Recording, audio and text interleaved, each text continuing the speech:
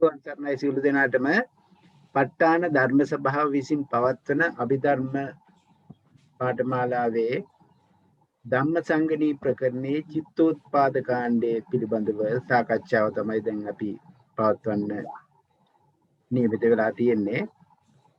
චිත්තෝත්පාද කාණ්ඩයේ පසුගිය සති දෙකේ පන්ති පැවැත්වුවා. අද හතරවෙනි දවසේ මේ පන්තිය පවත්වාගෙන යන්න අපි ගෞරවයෙන් ආරාධනා කරනවා ප්‍රියන්ති විද්‍යාරත්න මහත්මියට. තිරුවන් නමස්කාර කරලා පන්තිය පටන් ගන්න. සියලු දෙනාටම තිරුවන් සරණයි. තෙරුවන් සරණයි සියලු දෙනාටම. අපි තෙරුවන් නමස්කාර කරලා පන්ති ආරම්භ කරමු. හොඳයි සාදු සාදු සාදු. නමෝ තස්ස භගවතු අරහතෝ සම්මා සම්බුද්දස්ස. නමෝ තස්ස භගවතු අරහතෝ සම්මා සම්බුද්දස්ස. නමෝ තස්ස භගවතු අරහතෝ සම්මා සම්බුද්දස්ස. බුද්ධං සරණං ගච්ඡාමි. ධම්මං සරණං ගච්ඡාමි. සංඝං සරණං ගච්ඡාමි. ဒ ුතියම්පි බුද්ධං සරණං ගච්ඡාමි. ဒ ුතියම්පි ධම්මං සරණං ගච්ඡාමි. ဒ ුතියම්පි සංඝං සරණං ගච්ඡාමි. තතියම්පි බුද්ධං සරණං ගච්ඡාමි. තතියම්පි ධම්මං සරණං ගච්ඡාමි. තතියම්පි සංඝං සරණං ගච්ඡාමි. පාණාතිපාතා වේරමණී සික්ඛාපදං සමාදියාමි. අදින්නාදාන වේරමණී සික්ඛාපදං සමාදියාමි. කාමේසු මිච්ඡාචාරා වේරමණී සික්ඛාපදං සමාදියාමි. මුසාවාදා වේරමණී සික්ඛාපදං සමාදියාමි. සුරාමේරේ මජ්ජපමා දට්ඨානා වේරමණී සික්ඛාපදං සමාදියාමි. සාදු සාදු සාදු. හොඳයි හැම දිනාටම තෙරුවන් සරණයි. අපි අද ගිය සතියේ රූපාවචර කුසලය සම්බන්ධයෙන් කතා කරලා ධම්මසංගණී ප්‍රකරණයේ පරිදි අට කතාවත් පරිහරණය කරලා අපි අභිභායතන අටක් අතින සුරසක් අත්තුකේ කතා කරා. අපිට මේ කරුණාවෙන් විනීතා මහත්මිය මේ කාරණා පැහැදිලි කරලා මතු කරලා දුන්නා. මම හිතන්නේ එතුමිය අදත් ඒ සම්බන්ධයෙන් යම් සාරාංශයක් හෝ අදහසක් ප්‍රකාශ කරලා මේ මහත්මියට යම් ප්‍රශ්න තියෙනවා නම් කෙටි වෙලාවකින් ඒක සාකච්ඡා කරලා ඊට පස්සේ අපි අදට નિયમિત ඊළඟ කොටසට ඒ දහම් කරුණු මතු කර දීමට යොමු වෙමු. මම විනීතා මහත්මියට ඉතා ගෞරවයෙන් ආරාධනා කරනවා ඒ ගිය සතියේ පවත්වපු අභිභායතන අටක් කසින ඒ සම්බන්ධයෙන් නැවත වරක් සාරාංශයක් ඉදිරිපත් කරලා ඒ කරුණු පැහැදිලි කරලා දෙන ලෙස. තෙරුවන් සරණයි ඔබතුමියට. තෙරුවන් සරණයි ඔබතුමියටත් ඔබතුමාටත් තෙරුවන් සරණයි. සුවපත් වේවා. මම එදා අභිභායතන සම්බන්ධව විස්තරයක් කරා. කාට හරි ඒකේ නොතේරෙන තැන් තියෙනවා නම් තවත් ටිකක් අපි විස්තර කරන්න කියලා තමයි හිතාගෙන ඉන්නේ. එතකොට මේ අභිභායතන කියන වචනේ අදහස අපි ටිකක් හොයලා බලමු. මේක අමුතු වචනයක්. අභිභායතන ඒක නොතේරෙන වචනයක්. කමඨහන් පදයක්. අභිභායතන යම් දෙයක් බබලමින් අභිභවනය කරන නිසා තමයි අභිභායතනය කියන්නේ. ඒ වගේම අභිභායතන කියන එකට අපිට අර්ථ දෙකක් අභිභවනය කියන එක පැහැදිලි කළා. එකක් තමයි පච්චනීයක ධම්මේ. පච්චනීයක ධම්මේ අභිභවන තෝති අභිභවනං අභිභායතන ඒ කියන්නේ සතුරු ධර්මයක්. මොනවද? නිවන ආවරණය කරන ධර්මයක්. ඒ වගේම චිත්ත සමාධියකට බාධා කරන ධර්මයක්. මේ සියල්ලම අභිභවනය කරන බැවින් නැත්නම් මර්ධනය කරන බැවින් යටපත් කරන බැවින් අභිභායතනය කියලා කියනවා. ඊළඟට දෙවෙනි එක තමයි ආරම්මන වශයෙන් අභිභවන හෝති අභිභායතන. ඒ කියන්නේ ආරම්මන වශයෙන් යම්කිසි කමඨහනක් ගන්නවා. අපි හිතමු කසින කමඨහනක් කියලා. ඒ කසින නිමිත්ත නැවත නැවත පරිකර්ම කරමින් ඒ භාවනා කසින නිමිත්ත යටපත් කරමින් ගුලවාගත්ත කසින නිමිත්තක් තියෙනවා නම් ඒ උගුලවාගත්ත කසින නිමිත්තට අපි කියනවා පටිභාග නිමිත්ත. මේ පටිභාග නිමිත්ත ඇසුරු කරගෙන අනුපිළිවෙලින් සමාධියකට සමවැදීමත් අභිභායතනයයි. සම්මුති වශයෙන් යම් කිසි කසින මණ්ඩලයක් අරමුණක් කසින මණ්ඩලයක් හදාගත්තා නම් ඒ අරමුණ තුලින් උපදවාගත්ත නිමිත්ත තමයි අභිභායතන කියන්නේ. එතකොට අභිභායතන බුදුරජාණන් වහන්සේ සූත්‍ර පිටකයේ අභිභායතන 8ක් වශයෙන් දේශනා කරලා තියෙනවා. මේ අභිධර්ම පිටකයේ දේශනා කරලා තියෙනවා. එතකොට අපි කිව්වා මේක අභිභායතන විස්තර කරලා තියෙනවා අපේ පොතේ පෙළ පොතේ 214 ඡේදය මම ඒක එදා විස්තර කරලා දුන්නා. ඒ නිසා මම ආයෙ එතනට යන්නේ නැහැ. එතකොට අට්ටක් අත්තුකයක් හැදෙන හැටි අපි කතා කළා. අට්ටක් අත්තුකේ හැදෙනවා කිව්වේ 214 ඡේදය. එතෙන්දි කියනවා කතමේ ධම්මා කුසලා කියලා. කවර ධර්මයේ කුසල්ද කියලා තමයි අහන්නේ. යස්මින් සමේ රූපපත්‍ය මග්ගම් භාවිතේ අජ්ජත්තං අරූප සංඤී බයිද්දා රූපානි පස්සති. එතකොට මෙතන පරිත්තානි. දැන් බලන්න මෙතන කියන්නේ අජ්ජත්තං අරූප සංඤී බයිද්දා රූපානි පස්සති. එතකොට අජ්ජත්ත කියන්නේ තමන්ගේ ශරීරයෙන් ගන්නා වූ නිමිත්තක්. ඒක පරිත්තානි කුඩා එකක්. එදා අපි මේක තේරුම් කළා. දැන් බුදුරජාණන් වහන්සේ දේශනා කරනවා ඊළඟට දේශනා කරන්නේ මොකද්ද? අජ්ජත්තං රූප සංඤී කියලා. ඉතින් අපි ඉස්සෙල්ලම බලලෙමුකෝ 214 තේජේ මම කිව්වා අට්ටක් අත්තුකේ හැදෙන හැටි අපි 214න් පටන් ගත්තොත් 214 කියනවා දුක්ඛා පටිපදා දන්දාභිඥා. දුක්ඛා පටිපදං දන්දාභිඥා පරිත්තම් පරිත්තාරම්මන. එතකොට මේ 214 ඔන්න පළවෙනි අට්ටක් අත්තුකේ පළවෙනි කොටස ආරම්භ කළා. ඊළඟට 215 ඡේදයට යනකොට කියනවා දුක්ඛා පටිපදා දන්දාභිඥා අප්පමානම් පරිත්තාරම්මන. අප්පමානම් පරිත්තාරම්මන. ඊළඟට 216ට යනකොට කියනවා දුක්ඛා පටිපදා කිප්පාභිඥා පරිත්තම් පරිත්තාරම්මන. 217ට යනකොට කියනවා දුක්ඛා පටිපදා කිප්පාභිඥා දන්දාභිඥං අප්පමානම් පරිත්තාරම්මන. දැන් හොඳට විමසිල්ලෙන් බලන්න ඉස්සෙල්ලාම කිව්වා පටිපදා 4. මොනවද? දුක්ඛා පටිපදා දන්දාභිඥා දුක්ඛා පටිපදා දන්දාභිඥා පරිත්තම් පරිත්තාරම්මන. ඔන්න ආරම්මන දෙක වෙන් වශයෙන් එකකට ආරම්මන දෙක දාලා තියෙනවා. මුලදිම දැම්ම දුක්ඛා පටිපදා කියන එකට පරිත්තම් පරිත්තාරම්මන. ඊළඟට දුක්ඛා පටිපදා දන්දාභිඥා අප්පමානං පරිත්තාරම්මන. ඊළඟට දුක්ඛා පටිපදා කිප්පාභිඥා පරිත්තම් පරිත්තාරම්මන. දුක්ඛා පටිපදා කිප්පාභිඥා අප්පමානං පරිත්තාරම්මන. එතකොට 217 තේදී වෙනකොට ඒ හතර ඉවරයි. ඊළඟට 218 දේජයට එනකොට ඔන්න දැන් දුක්ඛා පටිපදා එක සුඛා පටිපදා වෙනවා. එතන තමයි වෙනස. සුඛා පටිපදා දන්දාභිඥා පරිත්තම් පරිත්තාරම්මන. 219ට එනකොට සුඛා පටිපදා දන්දාභිඥා අප්පමානං අප්පමානාරම්මන. 220ට යනකොට සුඛා පටිපදා කිප්පාභිඥා. සුඛා පටිපදා කිප්පාභිඥා පරිත්තං පරිත්තාරම්මන. ඊළඟට 221ට යනකොට සුඛා පටිපදා කිප්පාභිඥා අප්පමානං පරිත්තාරම්මන. ඔන්න දැන් අපි පටිපදා 4 දාලා ආරම්මන දෙකයි මෙතන අරන් තියෙන්නේ. ආරම්මන දෙකක් අරන් තියෙන්නේ මම එදත් පැහැදිලි කළා. ආරම්මන දෙකක් අරන් තියෙන්නේ අපි ඉස්සෙල්ලා 4 අරගෙන 16ක් අත්තුකේ අපේ මිස් තේරුම් කරලා දුන්නානේ. එතකොට නැවත 4ම ගත්තොත් 16 වාරිකයක් වෙන නිසා තමයි මෙතනදී 8 වරක් දේශනා කිරීම තමයි අදහස වෙලා තිබුණේ. මම එදා උදාහරණයකුත් කිව්වා අර පැදුරු දෙකක් තියෙනවා නම් මෙතන කියනවා යට පැදුරේ වනන්නාක් මේ. එතකොට පැදුරු දෙකේම බැනුවා නම් 8 8 16ක් වෙනවා. එක පැදුරක තමයි මේක වන්නලා තියෙන්නේ. අන්න ඒ වගේ විශේෂත්වයක් දක්වලා විශේෂ සැලකිල්ලකින් විස්තර කරලා තියෙනවා මෙතන අට්ටක් අත්තුකය මොකද දෙකක් අරගෙන ආරම්භන දෙකක් අරගෙන විස්තර කරන්නේ කියන එක. ඊට පස්සේ අපි කතා කරන්න ඕනේ ඊළඟට අපි යමු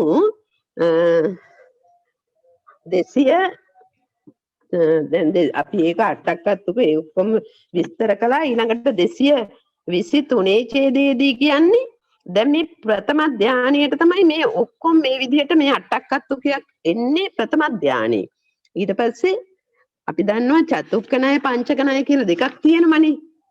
එතකොට 222 ඡේදයේදී කියනවා කතමේ ධම්මා කුසලා ඒකේ කියනවා යස්මින් සමේ රූපපත්‍ය මග්ගම් භාවේදී අජත්තං අරූප සංඤී බාහිද්දා රූපානි පස්සති පරිත්තානි අන්න එතෙන්දි කියනවා විතක්ක ਵਿਚාරාණ උපසම. එතකොට මේ දෙවෙනි ධ්‍යානෙ ගැන තමයි කියන්නේ. ဒုတိ ය ධ්‍යානං උපසම්පජ්ජ විහෙරති. ඊළඟට පෙය්‍යාලමක් දාලා තියෙනවා අපි දන්නවා තතිය ධ්‍යානං. ඒ කියන්නේ තතිය ධ්‍යානෙ. දැන් අපි ඉස්සෙල්ලා අර 8ම විස්තර කරලා දුන්නා ඡේද 8කින් පඨම ධ්‍යානෙ. දැන් මේ ඔක්කොම එක සැකිල්ලකට අරගෙන මෙතන චතුත්ථ ධ්‍යානෙ පංචම ධ්‍යානෙ දෙකම මෙතන විස්තර කරලා තියෙනවා. අර වගේම ප්‍රථම ධ්‍යානෙ විස්තර කළා වගේම ဒုတိ ය ධ්‍යානෙට දානවා මේ අට්ටක්කත්තුකේ ප්‍රතිපදා දෙක දාලා ඒ විදිහට හදලා තියෙනවා. ඊළඟට ဒုတိ ය ධ්‍යානෙ තෘතිය ධ්‍යානෙ චතුත්ථ ධ්‍යානෙ වෙනකන් ඇවිල්ලා තියෙනවා. ඔන්න එතනින් ඉවරයි චතුක්ක ණය. ඊට පස්සේ ඔන්න පංචම ධ්‍යානං උපසම්පජ්ජ විහෙරති. ඔව් චතුත්ථ ධ්‍යාන පහම කියනවා ඉතින්දි පංචම ධ්‍යානං උපසම්පජ්ජ විහෙරති 222 ඡේදයේදී. ඊට පස්සේ පටන් ගන්නවා චතුක්ක ණය. චතුක්ක ණය පඨම ධ්‍යානං ප්‍රථම ධ්‍යානෙ ඊළඟට අන්තිමටම පඨම ධ්‍යානං පෙය්‍යාලං පංචම මට වැරදුනා ඉස්සෙල්ලා කිව්වේ චතුක්ක ණය හතරක් කියලා තියෙනවා.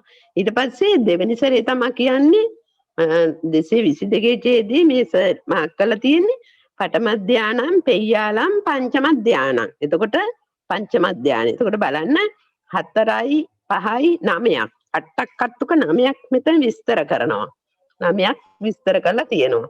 ඊට පස්සේ අපි එතනින් යමු බුදුරජාණන් වහන්සේ දේශනා කළා සූත්‍රාන්තකමේදී මං කියන්නේ 8ක් දේශනා කළා කියලා අට්ටක්කත්තුකයක් කියලා. ඉතින් එහෙම දේශනා කරන්නත් හේතුවක් තියෙනවා. මොකද අජ්ජත් රූප සංඤී කියලා ගත්තාම අභිධර්ම ක්‍රමයට අජ්ජත්තං අරූප සංඤී කියලා අරන් තියෙනවා. එතකොට මේ අධ්‍යාත්මික බාහිර කියන දෙකනේ මේ කසිනියක් උපද ගන්න ඕනේ. පඨවි කසිනියක් වගේ අරමුණක් අපිට බාහිරින් ගන්න බෑනේ. පඨවි කසිනිය වගේ අරමුණක් බාහිරින් ගන්න බෑ. නිල් පාට රතු පාට වගේ අරමුණක් නම් අපේ ශරීරේ කොටස් අරමුණු කරලා ගන්න පුළුවන්. කෙස් අරමුණු කරලා නිල් පාට ලේ අරමුණු කරලා රතු පාට වගේ ගන්න පුළුවන්. නමුත් අභිධර්මයේදී අජ්ජත් රූප සංඥා කතා කරන්නේ නැතිව අරූප සංඤී කියලා කතා කළේ පඨවි ආදී කසින ගැන කියන්න තියෙන හින්දායි. ඒක හොඳට පැහැදිලි කරනවා ධම්මසංගණී සූත්‍ර ධම්මසංගණී අට කතාවේදී ඒක හොඳට විස්තර කරලා තියෙනවා. ධම්මසංගණී අට කතාවේ මම ඒක කියන්නම්. කවර හේයින් වනාහි සූත්‍රාන්තයෙහි යම්සේ අජ්ජත්තං රූප සංඤී ඒකෝ බහිද්දා රූපානි පස්සති. ඒකෝ බහිද්දා රූපානි පස්සති පරිත්තානි යනාදී දේශනා කරන ලදද. මෙහිදී එසේ දේශනා නොකොට අභිභායතන සතරෙහිද අධ්‍යාත්ම රූප සංඥාව දේශනා කරන ලදද යනුයි. අධ්‍යාත්මක රූපයන් අභිභවනීය හේිනි. එහි හෝ මෙහි වනාහි බාහිර රූපයවම අභිභවනය කළ යුත්තෝය. එයින් ඔහු නියම වශයෙන් කිය යුත්තයි එහිත් මෙහිත් කියන ලද.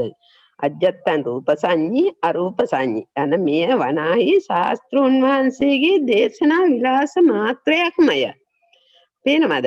එතන රූප සංඤී කිව්වත් අරූප සංඤී කිව්වත් මේ ශාස්ත්‍රෝන් වහන්සේගේ දේශනා විලාස මාත්‍රයක් කියලා තමයි මෙතන කියන්නේ. එතකොට සතර අභිභායතනයන්හි పూర్ව පද වර්ණාවයි මේක අපි සුද්ධික ණය ප්‍රතිපදා ભેදය සුද්ධික ණය කියලා අපි ගන්නවා. පඨවි කසිනේ අර කියපු විදියටම එක් අභිභායතනය වෙන වෙනම දත යුතුයි කියලා කියනවා.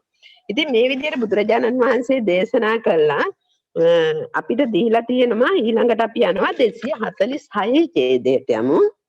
246 ඡේදය 246 හරිද? එතන පටන් ගන්නවා ඉමානිපි අභිභායතනානි සෝලක්කත්තුකානි කියලා. එතන දැන් අපි අර අභිභායතන මෙතනත් කියලා දෙනවා වෙනම. 16 ආකාරයක් වෙන හැටි තමයි මෙතන කියලා තියෙන්නේ. අරමුණ තමයි අපි අර තියෙනවා මෙතන නීලානි බලන්න 246 පිටේ තියෙනවා යස්මින් සමයේ රූපපත්‍ය මග්ගම් භාවේති අජ්ජත්තං අරූප සංඤේ බහිද්ධා රූපානි පස්සති නීලානි නීල වන්නානි නීල නිදස්සනානි නීල නිබාසයානි තානි අභිභුය ජානාමි පස්සාමි විවිච්ච කාමේ විවිච්ච කුසලේ ධම්මේ සත්තක්කං චරිතාරං විවේකජං ප්‍රේතිසුඛං පඨම ධානං උපසම්පජ්ජ විහෙරති කියලා තමයි මෙතන පටන් ගන්නෙ. එතකොට අන්න බලන්න එතන කියනවා අරමුණ තමයි නීලානි නීල වන්නානි නීල නිදස්සනානි නීල නිබාසානි කියන එක. එතකොට ඊළඟට කියනවා පීතානි පීත වන්නානි ඊළඟට එතන 4යි ලෝහිත කානි එතන 4යි ඕදාත කානි ඕදාත නිදස්සනානි කියලා 4 තමයි ගන්නෙ. එතකොට එහෙම තමයි 16ක් වෙන්නේ. ඔය 4ට අපි කිව්වේ පළවෙනිම ගත්තා නීලානි නීල වන්නානි නීල නිදස්සනානි නීල නිබාසනානි ඒ 4ට ප්‍රතිපදා 4 දැම්මාම එතන 16යි.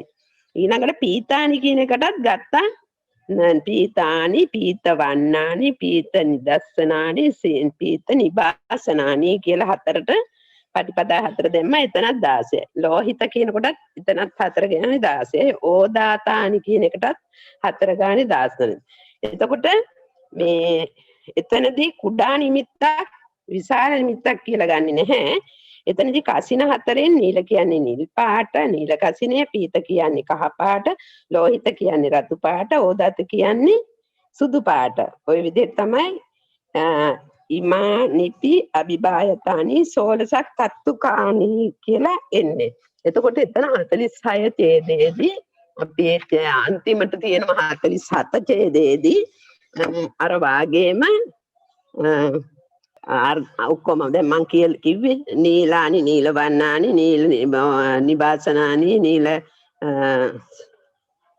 නීලානි නීල වන්නානි නීල දස්සනානි නීල නිබාසානි කියන එක මෙතන කියනවා 247 ඡේදයේදී පීත වන්නානි පීත නිදස්සනානි පීත නිබාසානි ඊළඟට ලෝහිත කානි ලෝහිත වන්නානි ලෝහිතක නිදස්සනානි ලෝහිතක නිබාසානි ඊළඟට කියනවා ඕදාතානි ඕදාත වන්නානි ඕදාත දස්සනානි ඕදාත නිබාසනානි කියලා අනිත් එතන 9ක් එතකොට චතුත්ථ ධානයේට 16 4ක් වෙනවා පංචම ධානයේ පංචක ණයට 16 4ක් වෙනවා.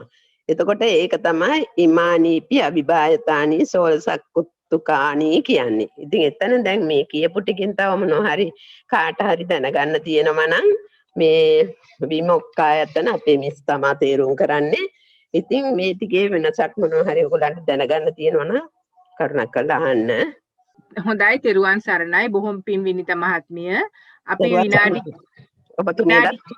තෙරුවන් සරණයි විනාඩි කීපයක් ගත කරලා ඉක්මනින් අපි ප්‍රශ්න මොනවා හරි ගැටලු සහිත තැන් තියෙනවා නම් අහමු යම් මහත්මියෙකුට අවශ්‍ය නම් මයික්‍රොෆෝන් එක ඕපන් කරලා ප්‍රශ්න අහලා ඊට පස්සේ ආපහු ඕෆ් කරගන්න ඉවරුනාම බොහොම පින් හොඳයි අපිට කවුරුත් මහත්මියකට ප්‍රශ්න නැත්නම් අපි ඉදිරියට යමු.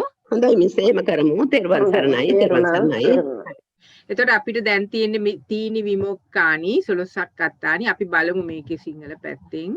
විමෝක්ෂ 16ක් අත්තුකය. දැන් අපි ඉස්සෙල්ලා බැලුවා අභිභායතන. දැන් අපිට තියෙන්නේ වෙනත් පැත්තකින් මේ රූපාවචර ධාන බලන එක. මේකට කියනවා විමෝක්ෂ 16ක් අත්තුකය කියලා. දැන් මෙතන ඇත්තටම විමෝක්ෂ 3යි දක්වන්නේ. දැන් මං හිතන්නේ අපි අහලා තිනවා විමෝක්ෂ කියලා ලෝකෝත්තර සිත්වල මාර්ග සිත්වල විමෝක්ෂ තියෙනවා. නමුත් මෙතනදී අපි කතා කරන්නේ රූපාවචර ධාන සිත්වල තියෙන විමෝක්ෂ 16ක් අත්තුකේ ගැන. එතනදී වෙනස දකින්න වෙයි. මේ විමෝක්ෂ කතා කරන්නේ මාර්ගසිත වල නෙවෙයි. අපි ඉස්සරහට මාර්ගසිත කතා කරද්දී මාර්ගසිත වල තියෙන විමෝක්ෂ ගැන කතා කරනවා. මේ තියෙන්නේ රූපාවචර ධාන සිත්වල කුසල සිත්වල තියෙන සොරසක්කත්තුකේ ගැන. එතකොට මේ විමෝක්ෂ සොරසක්කත්තුකේ මේ ආකාරයට දක්වලා තියෙන්නේ 3 ආකාරයකට ඡේදය 248, 249 සහ 250. 248 කියනවා යම් කලක රූප භව උප්පත්තිය පිණිස මාර්ගය වඩාද කියලා. දැන් මෙතන තමයි අපිට බලන්න වෙන්නේ අධ්‍යාත්ම රූප ධාන ඇතියේ බාහිර රූපයන් දකීද. අපි පාලි පැත්තත් ඊළඟට බලමු.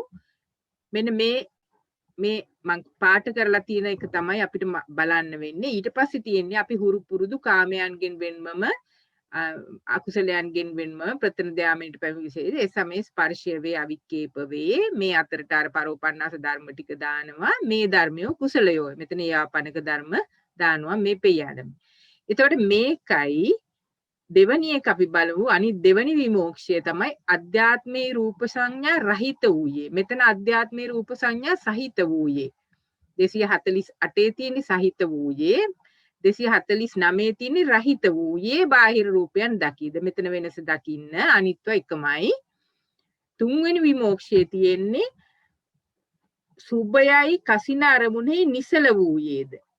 අනිත් කාරණා සියල්ලම එකම විදියට. එතකොට 48 49 50 කියන එකේ තමයි මේ ආකාරයට මේ තුන් විමෝක්ෂ 16ක් අත්තුකය දක්වන්නේ.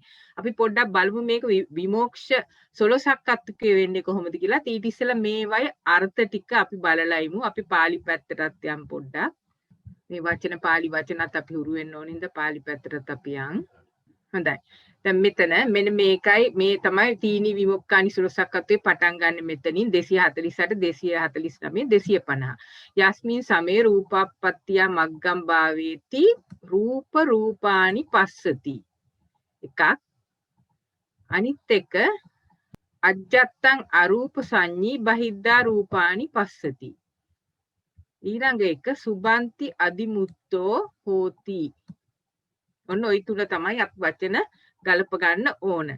දැන් අපි මේ වචන වල තේරුම් දැනගන්න අපි යමු අට කතාවට පොඩ්ඩක්. මෙතන ඉඳන් තමයි විමෝක්ෂ අට කතාවේ විස්තර කරන්නේ. මේක අපි පොඩ්ඩක් කියවලා බලමු. දැන් යම් පියකින් මේ රූපාවචර කුසලය හුදෙක් ආරම්මන සංඛ්‍යාත අභිභායතන අභිභවනය කරන හේයින් අභිභායතන වශයෙන් උපදනේ නොවේ. ඒ කියන්නේ ඒ විදියටම විතරක් නෙවෙයි මේ රූපාවචර කුසලයේ උපදින්නේ විමෝක්ෂ වශයෙන්ද උපදී. දැන් අපි කතා කරන්නේ මේ විමෝක්ෂ වශයෙන් කොහොමද රූපාවචර කුසලයේ උපදින්නේ කියලා. ඒ ණය දැක්වීමට තමයි කතමේ ධම්මා කුසලා කියන සියලු කුසල් ධර්ම පටන් ගන්න මේ වචනය කතමේ ධම්මා කුසලා. කුසල යනු කුමක්ද කියන එකෙන් පටන් අරගෙන තියෙනවා විමෝක්ෂ තුන දක්වන්න. කිනම් අර්ථයකින් විමෝක්ෂය දත යුතුද? ඔන්න විමෝක්ෂය කියන එකේ අර්ථය මොකක්ද කියලා කියනවා. අදිමුච්ඡානාර්ථයනි. අදිමුච්ඡානාර්ථය කියන්නේ මොකද්ද? විරුද්ධ ධර්මයන්ගෙන් මනාව නිදහස් වීම යන අර්ථයයි. එතන විරුද්ධ ධර්මයන්ගෙන් මනාව නිදහස් වීම. ඒ කියන්නේ නීවරණ ධර්මයන්ගෙන් මනාව නිදහස් වීම කියන එක තමයි මේ අදිමුච්ඡානාර්ථය අදිමුච්ඡ කියන වචනේ අර්ථය. ඒතර විමෝක්ෂය කියන්නේ නීවරණ වලින් නිදහස් වීම කියන අර්ථය තමයි. විරුද්ධ ධර්මයන්ගෙන් ඒ කියන්නේ රූපාවචර කුසලේ නම් නීවරණ වලින් මනාව නිදහස් වීම. ඒතර මේකට උදාහරණයක් දීලා තිනවා හරිම ලස්සන. කොයි ආකාරයටද පියාගේ ඇකෙහි විසුරවන ලද අඟපසඟ ඇති දරුවාගේ සයනය මෙන් කුඩා දරුවෙක් පියාගේ ඇකේ නිදා ගන්නවා. එතකොට ඒ දරුවට නිග්‍රහ කරන්නෙත් නැහැ. සැකයක් ඇත්තෙත් නැහැ. කිසිම තමන්ගේ පියාගේ ඇකේ නිදාගන්නේ බොහෝම නිදහස්ව සැකයක් නැතුව මේ දරුවා හොඳින් නිදා ගන්නවා. අන්න ඒ වගේ තමයි මේ දක්වන්නේ. මේක උදාහරණයක් හැටියට දක්වනවා. මේ විමෝක්ෂය කියන්නේ සැක නැති බැවින්ද යුතුව අරමුණෙහි පවතීයයි කියන ලද්දේ වෙයි. අන්න ඒ ආකාරයට අරමුණේ පවතිනවා කියන අර්ථයෙන් තමයි මේ විමෝක්ෂය කියලා කියන්නේ. විමෝක්ෂ භාව ප්‍රාප්ත රූපාවචර කුසලය වනාහි මෙවැනි ලක්ෂණ ඇත්තේයි දක්වන්නට මේ ණය පටන් ගන්නා ලදී. මොනවද මේ ලක්ෂණ? රූපී යනු අපි තුනක් දැක්කා. රූපී යනු අධ්‍යාත්මික කේශාදීහි උපදවන ලද රූප ධාන රූපයයි. එතකොට අධ්‍යාත්මික සංඥාව තමයි කේශ ආදී උපදවන රූප ධානය. මොහුට ඇත යනු රූපීය. එතකොට අධ්‍යාත්මය පිළිබඳ නීල පරිකරණය කරනුයේ වනාහි කේශේයි හෝ ඊළඟට දෙවැනි එක පිතෙහි හෝ පීත පරිකර්මය කරනුයේ මේදෙහි හෝ කහ පැහැත්තැන් වල ලෝහිත පරිකර්මය කරනුයේ. එතකොට මොනවද මේ පරිකර්ම හතරක් තියෙනවා? නීල, පීත, ලෝහිත, ඕදාත. අධ්‍යාත්මික වශයෙන් තමයි මේ තමන්ගේ කේසේ ඊළඟට ලෝහිත ඇස්වල පීතේ, ලෝහිතේ, ඕදාතේ තමන්ගේ ඕදාත පරිකරණය කරන්නේ ඇටවල හෝ දත්වල හෝ නියවල හෝ ඒ සුදු තැන් බලලා ඕදාත පරිකරණය කරනවා. මෙසේ පරිකර්ම කොට උපන් ධානයෙන් යුක්ත අය සඳහා මෙය කියන ලදී. රූපානි පස්සති යනු පිටතද නීල කසිනාදී රූප ධාන ඇසින් බල.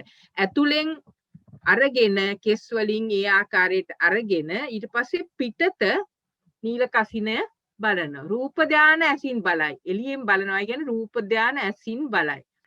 මෙහින් අධ්‍යාත්මික බාහිර වස්තුන් පිළිබඳ කසිනියන්නේ ධාන ප්‍රතිලාභය දක්වන ලදී. ඔන්න ඒ පළවෙනි එක. අජ්ජත්තං රූප සංඤී බහිද්ධා රූපානි පස්සති. දෙවැනි එක අජ්ජත්තං අරූප සංඤී යනු අධ්‍යාත්මේ රූප සංඥා නැත්තේය. තමාගේ කේසාදී නූපදවන ලද රූපාවචර ධාන ඇත්තේ යන අර්ථයයි. මෙයින් බාහිර පරිකර්ම කොට බාහිරවම ලබන ලද ධාන ඇති බව දක්වා නඩිදි. මේ දෙවැනි විමෝක්ෂය. තුන්වෙනි විමෝක්ෂය පටන් ගන්න මෙතනින් සුභං යන මෙහි මෙයින් ඊතා පිරිසිදු වූ නීලාදී වර්ණ කසිනයන්හි ධාන දක්වන ලදී. ඊතා පිරිසිදු කියන අර්ථයෙන් තමයි මේ සුභං සුභ කසිනය දක්වන්නේ.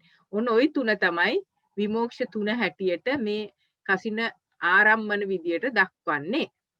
අරමුණු කොට වාසය කෙරේද දැන් කොහොමද ධානය උපදවන්නේ? හෙතෙම යම් මේකින් සුභයයි ප්‍රථම ධානයට පැමිණ වාසය කෙරේද ඉස්සෙල්ලම ප්‍රථම ධානයට ඊළඟට ද්විතීය ධානයට ওই විදියට දක්වලා තියෙනවා. එතකොට ඊට පස්සේ අපිට කියනවා දැන් අපි රූපාවචර කුසල සිත දැක්කා. ඊළඟට අභිභායතනය කියලා වෙනත් කොටසක් දැක්කා. ඊළඟට දැන් අපි කතා කරා විමෝක්ෂය කියලා. කොහොමද විමෝක්ෂය කියලා රූපාවචර කුසලය දකින්නේ කියලා. දැන් මෙතනදී කියනවා මෙසේ කසිනය යනු හෝ අභිභායතනය යනු හෝ විමෝක්ෂය යනු හෝ රූපාවචර ධානයමය එයවනාහි අරමුණෙහි සකල අර්ථයෙන් කසින නමි. අරමුණ අභිභවනය කරන අර්ථයෙන් අභිභායතනේ නමි. අරමුණ දැඩිව ගන්න අර්ථයෙන් ප්‍රතිවිරුද්ධ ධර්මයන්ගෙන් මිදෙන අර්ථයෙන් විමෝක්ෂයයි කියනු ලදී. දැන් මේ රූපාවචර සිතම කුසල සිතම තුන් ආකාරයකට දකින විදිය තමයි මේ කියන්නේ. කසින කියලා එකක් දකිනවා. සාමාන්‍ය අපි හුරු පුරුදු රූපාවචර කුසලය. අභිභායතනෙ කියලා අපි දෙවෙනි විදියට දකිනවා. විමෝක්ෂය කියලා තුන්වෙනි විදියට දකිනවා. නමුත් මේ ඔක්කොම රූපාවචර ධානමයි. වෙනස් වෙන්නේ අරමුණේ සකලාර්ථයෙන් කසින නම්. අරමුණ අභිභවනය කරන අර්ථයෙන් අභිභායතන නම්. අරමුණ දැඩිව ගන්න අර්ථයෙන් ප්‍රතිවිරුද්ධ ධර්ම මිදෙන අර්ථයෙන් විමෝක්ෂ නම්. මෙන්න මේ ආකාරයට තමයි කසින දේශනාව දේශනා කරලා තියෙන්නේ. ඊට පස්සේ මෙතන කියනවා එක් විමෝක්ෂයෙහි වනාහි පටවි කසිනෙහි මෙන් පස්විස්ස වශයෙන් 75ක් නවකයෝ දත යුතුය. මේක කාට හරි කියන්න පුළුවන්ද? මේ මොකද්ද මේ කියන්නේ කියලා. යම් මහත්මයෙකුට කියන්න පුළුවන්ද? අපි මේ නවකය කතා කරා නේද ගිය සතියේ? මං කියන්නද? හොඳයි කියන්න මහත්මයා. මෙතන මේ නවක 25ක් වෙන්නේ සුද්ධික නවකය 1යි, ප්‍රතිපදා නවකය 4යි, ආරම්මන නවකය 4යි, ආරම්භන ප්‍රතිපදා නවක 16යි. එතකොට ඒ ටික එකතු කරාම 25යි. ඒක ඊළඟ විමෝක්ෂ තුනෙන් වැඩි කරාම 75යි. ඒක විමෝක්ෂ තුනෙන් 75ක් වෙන්නේ නවක කියන්නේ මොනවාද? නවක කියන්නේ අර මේ සූත්‍ර විදියට ගන්නකොට ප්‍රථම ධාන, ဒုတိ ය ධාන, තෘතිය ධාන, චතුර්ථ ධාන කියලා 4යි. ඊළඟට පංචම නායක ගත්තම 5යි. ඒතකොට ඒ නවකය තමයි නවකය. හරියටම හරි. නවකය කියලා කියන්නේ චතුක්ක 4යි පංචක 5යි නේද? එතකොට එතන නවකයක් හැදෙනවා. එතකොට මහත්මයා හරියටම පැහැදිලි කරා ඉතා හොඳින් 25 හැදෙන්නේ කොහොමද කියන එක. සුද්ධික 1යි, ආරම්මන 4යි, පටිපදා 4යි, සොළොසක්කත්තුක 16යි. ඒ ටික එකතු කරාම 25යි. එතකොට 25 ඒවා නවක 25ක් හැදෙනවා. එතකොට විමෝක්ෂ වශයෙන් 3ෙන් වැඩි කරාම 75ක් එනවා. එතකොට අපිට එනවා මේ ආකාරයට 75ක් නවකයෝ. ඒක පැහැදිලිද මහත්මීන්ට? එතකොට මෙතනින් අපිට විමෝක්ෂ කතා අවසන් වෙනවා. මෙතනින් අපි වෙනත් මාතෘකාවකට යනවා. ඒ නිසා අපිට මේක මොනවා හරි යම් කරුණක් 25 හැදෙන හැටි කියන්න පුළුවන්ද මැඩම්?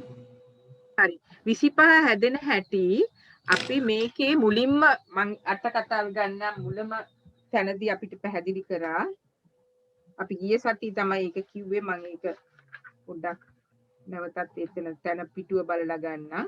අපිට සොළසක් කත්තුකය දක්වන තැනදී අපි සොළසක් කත්තුකේ කිව්වා ආරම්මන පටිපදා නැතිව එකක්. ඒක මතකයිද? ආරම්මන නැහැ, පටිපදත් නැහැ. අපි නිකම්ම සුද්ධික කියලා අපි රූපාවචර කුසලය විස්තර කරා. ඒකට තමයි සුද්ධික 1යි කියන්නේ. එතකොට සුද්ධික නවකයෝ 1යි ඇත්තටම. හැම එකම නවක. එතකොට ඊට පස්සේ අපි පටිපදා 4 විස්තර කරා. එතන 4ක් වෙනවා නවක. ඊට පස්සේ ආරම්මන 4 විතරක් අරගෙන විස්තර කරා. එතන නවක 4ක් එනවා. ඊට පස්සේ පටිපදයි ආරම්මන එකට සම්බන්ධ කරලා 16ක්. ඒ කියන්නේ සුළුසක් කත්තුකේ හැටියට විස්තර කරා. එතනින් නවක 16ක් එනවා. ඒතර 1යි 4යි 4යි 16යි එකතු කරාම එනවා 25ක් නවකයෝ. තේරුණා.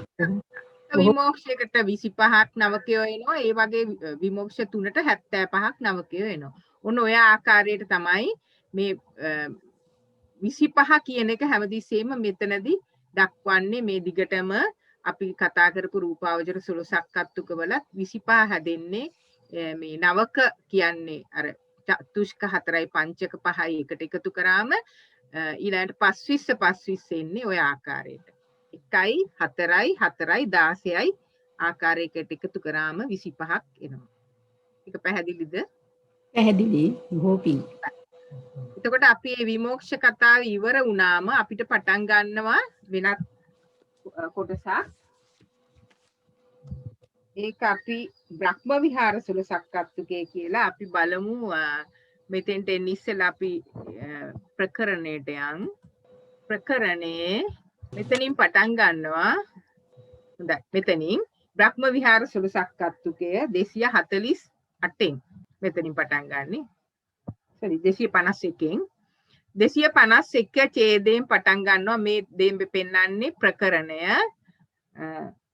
ධම්මසංගණි ප්‍රකරණේ බ්‍රහ්ම විහාර සුලසක්කත්තුකේ තමයි 251 ඉඳන් පෙන්වන්නේ. එතකොට අපි දන්නවා සතර බ්‍රහ්ම විහාර කොයි ආකාරයකටද මේ රූපාවචර කුසල සිත ලියලා තියෙන්නේ. යම් කලයක රූප භව උප්පත්තිය පිණිස මාර්ගය වඩාද කාමයන්ගෙන් වෙන්වම මේ අකුසලයන්ගෙන් වෙම ඒවා අපි පුරවන්න ඕන.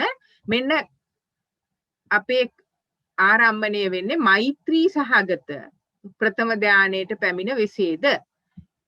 එසමයේ ස්පර්ශය වෙයි අවික්කේප වෙයි. මේ ධර්මයෝ කුසලය මේ තියෙන රූපාවචර කුසල සිත අර පඨවි කසින වෙනුවට මෛත්‍රී සහගත ප්‍රථම ධානයට පඨවි කසින අපිට අපි ඉස්සෙල්ලා කිව්වේ පඨවි කසින සහිත කියලාද කිව්වේ අපි. පඨවි කසින සංඛ්‍යාත ප්‍රථම ධානයේට කියලා අපි කලින් කිව්වේ. දැන් මේ බ්‍රහ්ම විහාර සුරසක්කත්තුකේ මෙත්තා, කරුණා, මුදිතා, උපේක්ෂා. අපි දැන් මෙතන අරන් තියෙන්නේ මෙත්තා කියන එක. එතකොට පඨවි කසින සංඛ්‍යාත කියන වෙනුවට අපි දැන් ලියන්නේ මෛත්‍රී සහගත ප්‍රථම ධානයේට පැමිණ වෙසේද එසමෙහි ස්පර්ශය පස්සේ වේ අවික්කේප වෙයි. මේ තියෙන්නේ පරෝපන්නාස ධර්ම ටික. මෙතන තියෙන ධර්ම 56කට කිට්ටු ගාණක් 56ක්. මේ තියෙන්නේ යේවාපන ධර්ම. මෙතන පෙය්‍යාලමින් දක්වන්නේ යේවාපන ධර්ම. එතකොට මේ සිත විතරක් ලියන්නේ ගොත් අපි මේවා දිගාරලා ලියන්න ඕන. මේ ප්‍රශ්නේ දෙන ආකාරයට කොටසක් විදියට නම් රූපාවචර කුසල සිත මෛත්‍රී සහගත ප්‍රථම ධානය ගැන ලියන්න තියෙන්නේ. අපිට මේ විදියට පෙය්‍යාලම් දාලා ලියන්න පුළුවන්.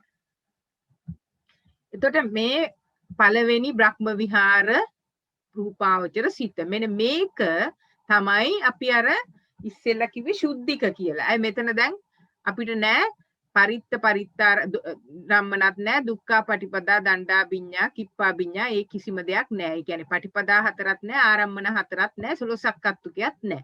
මේ තියෙන්නේ සුද්ධිකව ලියන ආකාරය.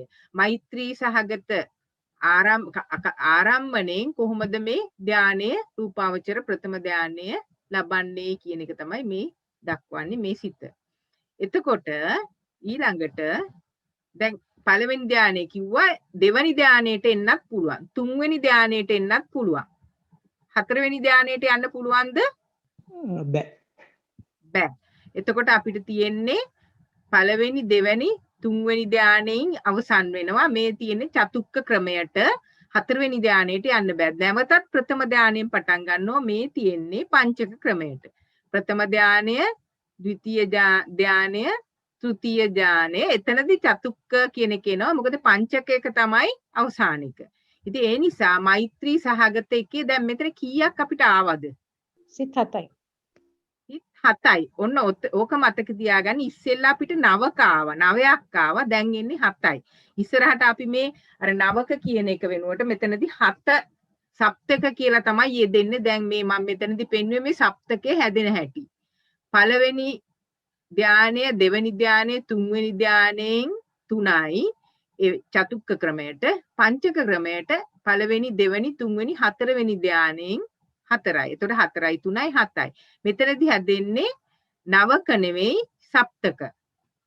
ඔන්න මේ සුද්ධික සප්තක එක ණය. ඒක පැහැදිලිද? මෙතන පැහැදිලි වුණා නම් ඉදිරිය පහසු වෙනවා. පැහැදිලිනේ. අපි එහෙනම් ඉදිරියට යන්න. දැන් ඊළඟට අපි ගන්නවා කරුණා සහගත. සතර බ්‍රහ්ම විහාරයේ දෙවනි බ්‍රහ්ම විහාරයේ කරුණා සහගත ප්‍රථම ධානයට පැමිණ විසේද ඒ අර විදියමයි ඉතිරි ටික. ඊට පස්සේ ද්විතීය තෘතීය මේ ඔක්කොම එකට ලියලා තිනවා. ප්‍රථම චතුර්ථ. මෙතන එතකොට තියෙනවා 7ක්. මුල එකත් එක්ක ප්‍රථම, මෙතන තියෙනවා 2 3 ආයි 1 2 3 4. එතකොට ඔන්න 7ක් ආවා. මේ සමේ ස්පර්ශ වේ අවික්කව මේ ධර්මයේ කුසලය. මේ තියෙන්නේ කරුණා කියන බ්‍රහ්ම විහාරයේ යොදලා. ඊළඟට දැන් මුදිතා සහගත. මේකත් අර විදියමයි. පළවෙනි ධානය, දෙක ඉඳන් චතුක්ක ධානය, ද්විතීය තෘතීය ආයි ප්‍රථම මේ ඔක්කොම එකට ලියලා තියෙනවා. එතකොට මුදිතා සහගත 7. දැන් බලන්න උපේක්ෂා සහගතේ. උපේක්ෂා සහගත වුණාම අවසාන බ්‍රහ්ම විහාරයේ උපේක්ෂා සහගත වුණාම අපිට එන්නේ මොන ධානයේද? 1 2 3 ධානය එනවද? චතුක්ක ක්‍රමයෙන් නැහැ. එන්නේ නැහැ. නෑ. එතකොට මෙතන දක්වලා තියෙන්නේ උපේක්ෂා සහගත චතුර්ථ ධානය. කෙලින්ම මේ විදිහට තමයි දක්වලා තියෙන්නේ. එතකොට සතර බ්‍රහ්ම විහාර ධානික 16ක් අත්තුකයයි කියලා නමක් කරලා තියෙනවා. දැන් මේ 16ක් අත්තුකේ ලියලා නැහැ. අපිට එක සැරයක් ලිව්වට පස්සේ ආයෙ ලියන්නේ නැහැ. දැන් මේක 16ක් අත්තුකේ වෙන්නේ කොහොමද? ඊට ඉස්සෙල්ලා අපි ලියන්න ඕන පටිපදා 4 යොදලා, ඊට පස්සේ ආරම්මන 4 යොදලා, ඊට පස්සේ තමයි පටිපදා වැඩි කිරීම ආරම්මන 4 දාලා 12ක් හදලා 16ක් හදලා 16ක් අත්තුකේ වෙන්නේ. එතකොට මෙතන ඇත්තටම මේවා ඔක්කොම දක්වන්නේ නැහැ පෙළ පොතේ.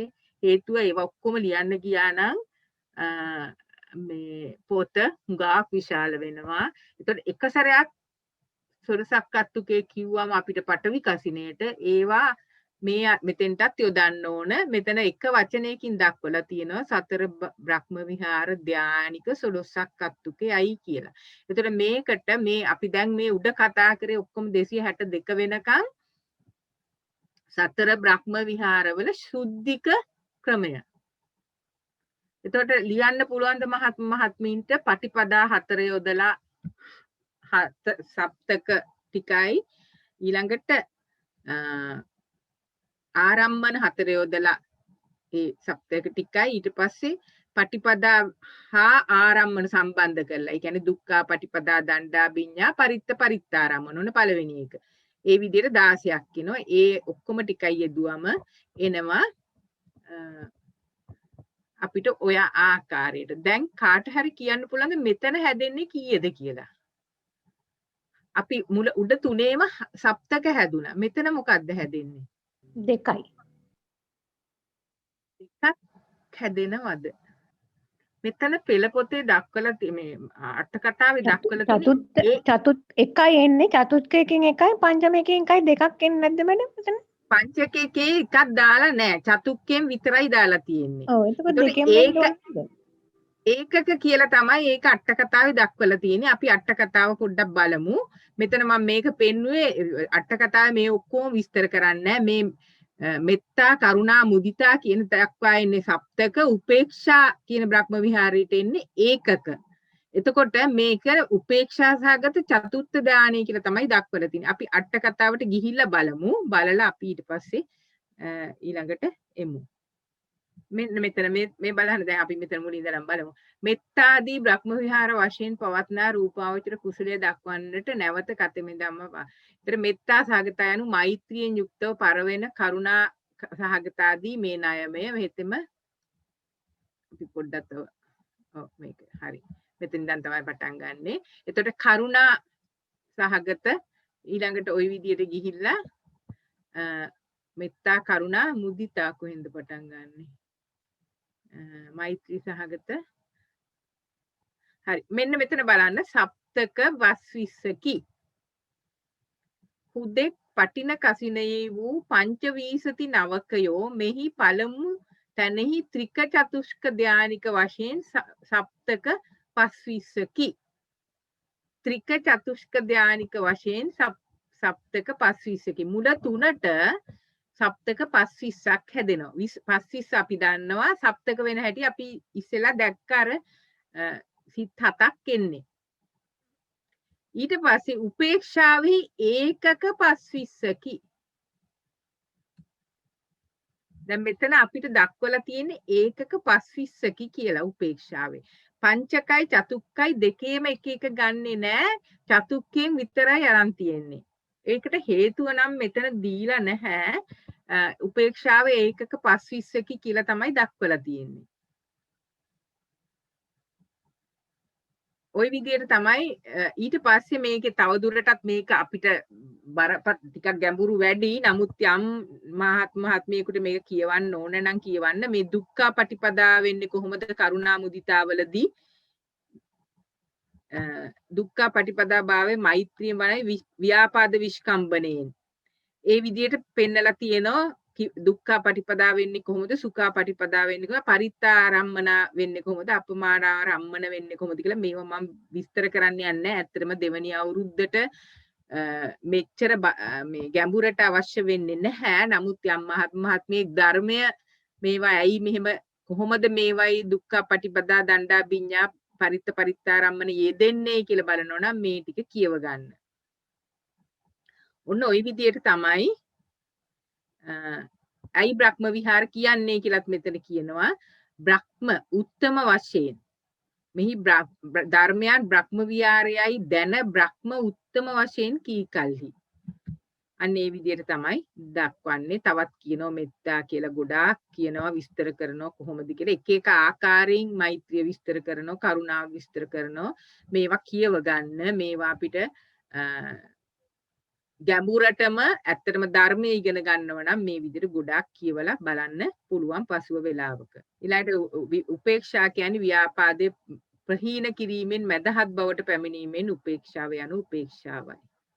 ඊළඟට තව විදියකට කියනවා මෛත්‍රිය කියන්නේ මොන ආකාරයේද කියලා ඒවා මම මේක විස්තර කරන්නේ නැහැ.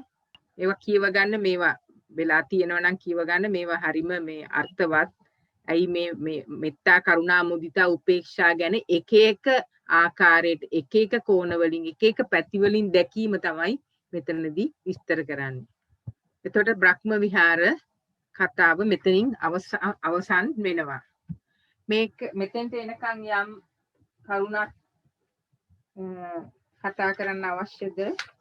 මම මෙතන තව පොඩි දෙයක් කියන්නම්. මෙන්න මෙතන පොඩ්ඩක් බලන්න. මෛත්‍රිය ව්‍යාපාද බහුලයාටද ඊළඟට කරුණාව මේ එක එක චරිත වලට කොයි ආකාරයටද විහිංසා බහුලයාටද මුදිතාව අරති බහුලයාටද උපේක්ෂාව රාග බහුලයාටද විසුද්ධි මාර්ගය වේ. එක එක චරිත වලට වඩාත් සුදුසු බ්‍රහ්ම විහාර භාවනාව මොකද්ද කියලා විස්තර කරනවා. එතකොට මේ ආකාරයටත් මේක විස්තර කරලා තියෙනවා මේ අට කතාවේ. එතකොට මෙතනින් අපිට අට කතා බ්‍රහ්ම විහාර රූපාවචර කුසල සිත් ආකාරය අවසන් වෙනවා. අපිට දැන් ඉදිරියට යන්න පුළුවන්ද ඊළඟට වෙනත් විෂයක් වෙනත් ආකාරයේ රූපාවචර ධානය ලියන හැටි පෙන්වන්නේ.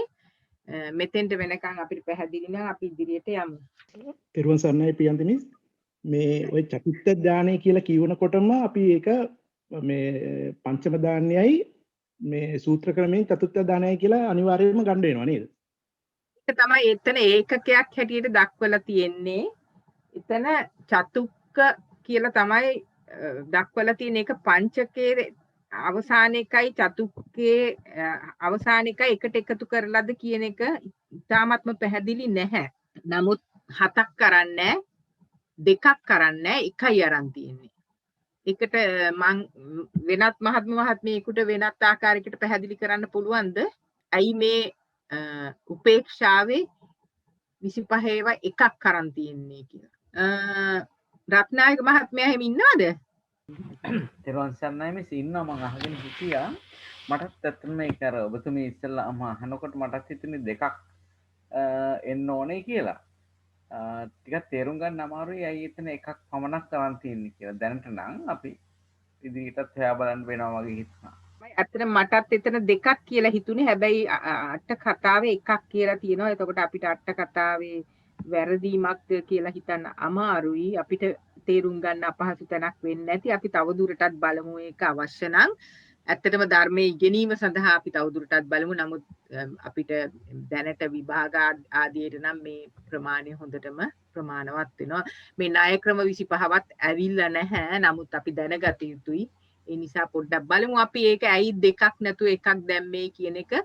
ඔබ මහත්මීනුත් බලන්න යම් ආකාරයකට මේකට හේතු හොයන්න පුළුවන්ද කියලා අපි මේ ආකාරයට එකක් කියලා දැනට අපි අට කතාවේ කියන එක පිළි අරගෙන ඉදිරියට යමු. අපි හිතමු අට කතාවේ වැරදීමක් කියන්නේ ඇත්තටම මුද්‍රණ දෝෂයක් තමයි වෙන්න ඕනේ. නැත්නම් අට කතාවේ ධර්ම කරුණු විස්තර කිරීමේ දෝෂයක් අපිට කියන්න දකින්න බෑ.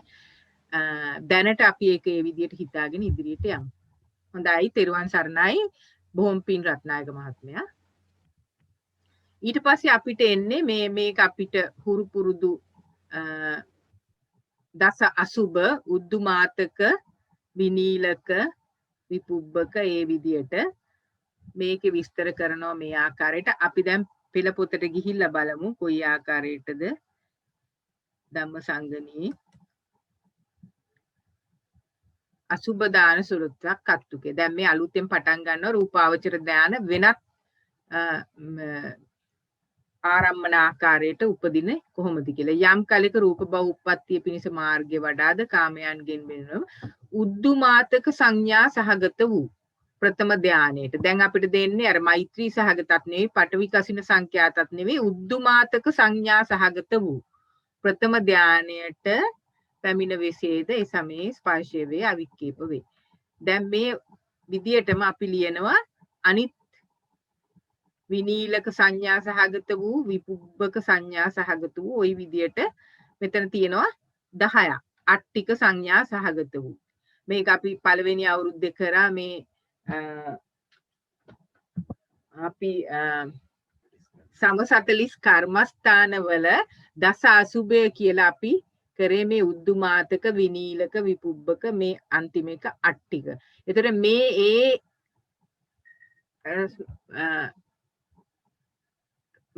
දේවල් ඒ විදියට දැකලා තමයි ඒ අරමුණු යොදලා තමයි මේ රූපාවචර ධාන ලබන්නේ. ඔව් දැන් මේක අපිට මහත්මයෙකුට තේරුම් කරන්න පුළුවන්ද මේ කියන්නේ මොනවද කියලා? උද්දුමාතක කියනවා විනීලක කියනවා විපුබ්බක කියනවා මේ මොනවද මේ? දසාසුබ ශරීරයක් දිනෙන් දවසින් දවස වෙනස් වෙන ආකාරය. දසාසුබය. ඔබතුමියට විස්තර කරන්න පුළුවන්ද ටිකක්? දැන් උද්දුමාතක කියන්නේ මොකද්ද? විනීලක කියන්නේ මොකද්ද? විපුබ්බක මං හිතන්නේ මේක ඉතා හොඳින් විස්තර කරලා තියෙනවා. විසුද්ධි මාර්ගයේ තියෙනවා අභිධර්ම චන්ද්‍රිකාවේ ඒ අපි පළවෙනි අවුරුද්දේ වසරේදී කර පොත්වලත් හොඳින් විස්තර කරනවා. මේක කෙටියෙන් විස්තර කරන්න පුළුවන් දෙයක් මහත්මියකට මේ උද්දුමාතක වෙන්නේ කොහොමද? විනීලක කියන්නේ මොකද්ද? ශරීරේ මුතු ශරීරේ නිල් පාට වෙනවා. විපුබ්බක කියන්නේ මොකද්ද? අන්තිමේදී අට්ටික කියලා කියනවා. ඒක පොඩි කෙටියෙන් විස්තර කරන්න පුළුවන්ද? හරි අපි පොඩ්ඩක් මේක මම බලන්නම් මේක අපිට දස අසුබ උද්දුමාතක විනීලක විපුබ්බක විච්චික්කදක වික්කායිත්තක වික්කිත්තක හත වික්කිත්තක ලෝහිතක පුලවක අට්ටික ඉදිමීගිය මල්ලිසිර උද්දුමාතික කියන්නේ ඊපස්සේ විපරිත් කියන්නේ කැඩි කැඩි ගිනුන මල්ලිසිරුර තමයි විනීලක කියන්නේ නිල් පහට වෙලා තියෙන පැලුණු තනින් තන හැරව ගලන සිරුර තමයි විපුබ්බක කියන්නේ. මැදින් ඉරාගිය පිළිකුල් මිනිය තමයි විච්චිද්දක කියන්නේ. බල්ලන් වගේ දාතින් කොටසින් කොටස ගිය කොටසට වික්කායික්කත කියන්නේ. තනින් තන කැඩි කැඩි ගිය කොටසට තමයි වික්කිත්තක කියන්නේ. හත ආයුධයකින් කපලා වගේ කොටස් කපලා ගිය එකට තමයි හත වික්කිත කියන්නේ. කෑලි කෑලි කොටස් වලට කැඩිච්ච එකට පිළිකුල්ලු මල්ල සිරුරට හත වික්කිත එක ළඟට ලෝහිතක තනින් තන ලේ ගැලිවෙනවා වගේ තියෙන පණුවන් කාල එකට තමයි පුලවක කියන්නේ. පණුවන් ඉන්න එකට. හරිද මඩම් කිව්වා දන්නේ නැහැ හරියට. ඊට පස්සේ අට්ටික කියන්නේ අවසානයේදී ඇට කැබලි තැන තැන විසිරුණු. තැනින් තැන ඇට විසිරුණා. මේක බලන්න මේක තියෙනවා මම මේ පිටුව කියන්නම් අභිධර්ම චන්ද්‍රිකාවේ 487 වෙනි පිටුවේ තියෙනවා විසුද්ධි මාර්ගෙත් මම පිටුව මට පොත දැන් මේ වෙලාවේ නැති නිසා විසුද්ධි මාර්ගයේ පිටුව කියනවා විසුද්ධි මාර්ගෙත් මේක හොඳින්ම විස්තර කරලා තියෙනවා. ඒතර මේක කියවලා බලන්න මේ කියන්නේ දස අසුභය මේ කර්මස්ථාන 10 අරගෙන කොයි ආකාරයටද රූපාවචර ධානය කුසලය වඩන්නේ කියන එක තමයි මේ දක්වන්නේ. එතකොට ඒ උද්දුමාතක සංඥාවෙන් රූපාවචර ධානය ලබනකොට කොහොමද රූපාවචර සිත ලියන්නේ කියන එක තමයි 263න් පෙන්වන්නේ. ඒ වගේම ඒ ආකාරයටම අනිත් විනීලක විපුබ්බක ඒ ආදී සංඥාවල් යොදලා රූපාවචර ධානය ලබනකොට රූපාවචර සිත ලියන ආකාරය තමයි කුසල සිත ලියන ආකාරය තමයි මේ 264 ඡේදයෙන් දක්වන්නේ. ඔක්කොම එකට එකතු කරලා 9ම උඩ උද්දුමාතක සංඥා සහගත වූ කිව්වා 264න් පෙන්නනවා ඉතිරි විනීලක ආදී ආරම්භන 9ම එකට එකතු කරලා කොයි ආකාරද. දැන් මෙතන අපිට පේනවා ප්‍රථම ධානයට පැමිණ වෙසේද කියලා ලියලා තියෙනවා. අපි බලමු අනිත් ධාන ලියලා තියනවාද කියලා. ප්‍රියන්ති මිස් දස අසුභයෙන් ප්‍රථම ධානයේ විතරයි නේද ලැබෙන්නේ? අන්න හරි. ඒක තමයි ඒ දස අසුභයෙන් ප්‍රථම ධානයේ පමණයි ලැබෙන්නේ. ඒකින්ද මෙතන ද්විතීය ධාන, චතුක්ක ධාන ආයි පංචක ක්‍රමයට එහෙම ලියලා නැහැ. ඇයි එහෙම ලැබෙන්නේ කියලා කියන්න පුළුවන්ද මහත්මියකට? ප්‍රථම ධානයේ පමණයි ප්‍රථම ධානයේදී අපි දන්නවා අංග වශයෙන් විතක්ක විචාර ප්‍රීති සුඛ ඒකග්ගතා. එතකොට ဒုတိ ය ධානයට වෙන විතර්කේ නැතුව යනවා. අසුභ අරමුණේ හිත නංවන්න බෑ විතර්කේ නැතුව. විතර්කේ කියන්නේ හරියට අර ගඟේ ගහගෙන යන පාරුවක් හිතෙන් නවත්තගෙන ඉන්නවා වගේ තමයි විතර්කේ කියන්නේ. එතකොට මේ විතර්කේ නැතුව අසුභ අරමුණේ සිත නංවන්න බැරි හින්දා තමයි අසුභ කර්මස්ථාන ටික ප්‍රථම ධානයේට විතරයි ඊට පස්සේ අයින් වෙනවා. ඒක තමයි හේතුව. තාම හොඳයි පින් මේ ඒක මං හිතන්නේ සියලු දෙනාටම පැහැදිලි ඇති විතක්කය නැතුව ඒතකොට ද්විතීය ධාන වලට විතක්කය නැහැ. ඒ නිසා විතක්කේ නැතුව අනිත් ධාන වලට යන්න බෑ. ඒ නිසා මේ කසින ආරම්මන වලින් විතක්කය එහා යන්න බෑ. විතක්කේ නැතුව ඉදිරියට යන්න බෑ. ඉතින් ඒ නිසා මේ අසුබ ධාන පෙන්වන්නේ ප්‍රථම ධානය සිතට පමණයි. ප්‍රථම ධානයේ විතරයි ලබා ගන්න පුළුවන්. රූපාවචර ප්‍රථම ධාන කුසල් සිත විතරයි මෙතන ලබා ගන්න පුළුවන්.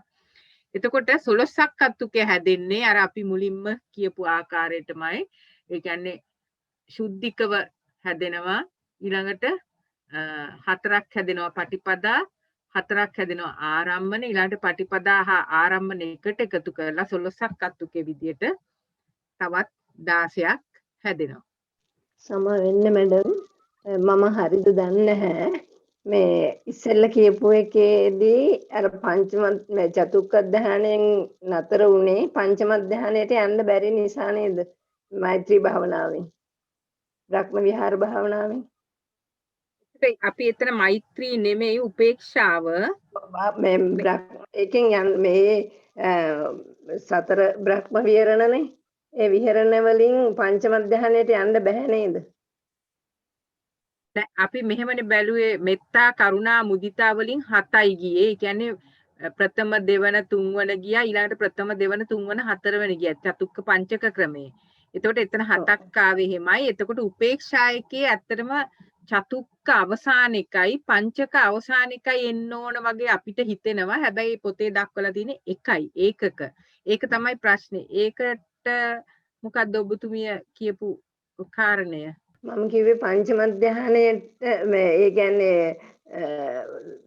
සම්පූර්ණම වඩන්න බෑ කියන එක මට තේරුණේ නැහැ. ඒක අපි තවදුරටත් හොයලා බලමු මොකද ඒ කියලා අපිට උපේක්ෂා සහගත බ්‍රහ්ම විහාරයෙන් ඇයි පංචක ක්‍රමයෙන් පස්වෙනි ධානයට යන්න බැරි කියන එක අපි තවදුරටත් හොයලා බලමු. ඒක ප්‍රියන්ති මහත්මිය සමහර විට ධානාංග සමාන නිසා වෙන්නේ නැති. ඒ හතරවෙනි ධානයේ චතුක්ක ක්‍රමයේ 4 කියන කොටත් පංචක ක්‍රමයේ 5 කියන කොටත් මේ උපේක්ඛා ඒකාග්‍රතා. ඒක නිසා වෙන්නත් පුළුවන් නේද? ඒක අපි බලමු තවදුරටත් අපි තව පොඩ්ඩක් කල්පනා කරලා බලමු මොකද කියලා. අපි පොත්පත් ග්‍රන්ථ ආශ්‍රිතෙකුත් හොයාගන්න පුළුවන්ද කියලා බලමු. ඇයි එතන එකක් විතරක් දක්වලා තියෙන්නේ කියලා. හරි. අපි මෙතනින් අපිට අවසానයි රූපාවචර කුසලය. එතකොට අපි අරූපාවචර කුසල පැත්තට යන්න ඕන. මේක අපිට මෙතනදී යම් කරුණක් සාකච්ඡා කරන්න තියෙනවාද? දැන් රූපාවචර කුසල සිත් අවසానයි. අපි දැන් ඊළඟට අලුතෙන්ම විශේෂයකට යන්නේ අරූපාවචර කුසල සිත්. තෙරුවන් සරණයි ප්‍රියන්ති මිස්. දස අසුභය ගැන විස්තරයක් තියෙනවා අට කතාවේ 252 53 පිටුවල. 252 53 පිටුවල. ඉතින් හොඳින්ම තියෙනවා පින් මහත්මයා උද්දුමාතක සංඥා සහගතන් යන්නේ ආදී මුළු සිරුරම ක්‍රමයෙන් වායුවෙන් උඩට ඒමෙන් මල්ලක් මෙන් නිදිමුණු බැවින් නිදිමුණ නිසා උද්දුමාතය එබඳු මල්ල සිරුරට නම කි. විවිධාකාර බෙදුණු වර්ණ ඇතියේ විනීලයයි කියනු ලැබේ. විනීලම විනීලකය. පිළිකුල් හෙමයින් හෝ පිළිකුල් වූයේ විනීලේ අනු විනීලකය. විනීලක කියන එකට අර්ථ කීපයක්ම දීලා තියෙනවා. ඇත්තට මේ අට කතා 252 පිටුව බලන්න. මම ඒක ගේන්න ඕනේ නෑ නේද? ඒක වෙන වෙනම බලන්න. ඊට පස්සේ බිඳුණු තැන් වලින් වැగిරෙන සරව ඇතියේ විපුබ්බය. විපුබ්බය අනුම විපුබ්බකය. පිළිකුල් හේයින් හෝ නින්දිත විපුබ්බය අනු හෝ විපුබ්බකය. එබඳු මල සිරුරකට මේ නමකි. ওই විදියට විස්තර කරලා තිනවා දිගටම පින් මහත්මයා. ඒක අපිට අනිත් මහත්මීන්ට බලන්න පුළුවන් පසුව වෙලාවක අට කතාවේ 252 253 පිටු. ඒතර මේ එක එක මේ මල සිරුරක දවසින් දවස ඇති වෙන තත්ත්වයමයි මේ දක්වලා තියෙන්නේ. ඒවා එම සංඥාව ඇති කරගෙන කොහොමද රූපාවචර ධාන කුසලය උපදවා ගන්නේ කියන එක තමයි මේ දක්වන්නේ. මතක තියාගන්න ඕන අපි මෙතන ප්‍රථම ධානයට පමණයි යන්න පුළුවන් අර ඉස්සෙල්ලා කියපු හේතුව හින්දා. ඉතින් ඒ විදිහට තමයි අසුභ ධාන 11ක් අත්තුකය විස්තර කරන්නේ මෙතනදී. එහෙමනම් අපි ඊළඟට අරූපාවචර කුසලයට යමුද? හොඳයි. මම මේ සිංහල පැත්ත කියලා පාලි පැත්තටත් යන්නම්. යස්මින් සමේ මෙතන වෙන එකක් කියනවා. මේකත් පොඩ්ඩක් බලමු මේ කියන්නේ මොකක්ද කියලා. දැන් මේක අරූපාවචර කුසලේ නෙමෙයි. මේ කතා කරන්නේ කතමේ ධම්මා කුසල. යස්මින් සමේ කාමාවචරං කුසලං චිත්තං උප්පන්නං හෝති. මේ තියෙන්නේ පළවෙනි කුසලසිත. දැන් මෙතන බලන්න හීන මජ්ජම ප්‍රනීත ඡන්දාධිපති විරියාධිපති චිත්තාධිපති විමංශාධිපති ඊට පස්සේ ආයි දැන් මේ දෙක එකට සම්බන්ධ කළේ ඡන්දාධිපතේය හීන මජ්ජිම පනීත විරියාධිපති හීන මජ්ජිම පනීත චිත්තාධිපති හීන මජ්ජිම පනීත විමංශාධිපති හීන මජ්ජිම පනීත. ඔන්න ওই විදිහට පෙන්නලා කියනවා තස්මින් සමේ පස්සෝ හෝති අවික්කේප හෝති මේ ධම්මා කුසල. දැන් අර රූපාවචර කුසලේ ඉවරයි. එතකොට මේ කියන්නේ අරූපාවචර කුසලේනුත් පස්සේ අපි මේකට පසු වෙමු. අපි අරූපාවචර කුසලයට යන් ඉස්සෙල්ලා. හරි. දැන් මේ අරූපාවචර කුසල සිත් 4 කොහොමද පෙන්වන්නේ? 265න් 66න් 67න් 68න් තමයි අරූපාවචර කුසල සිත් 4 පෙන්වන්නේ.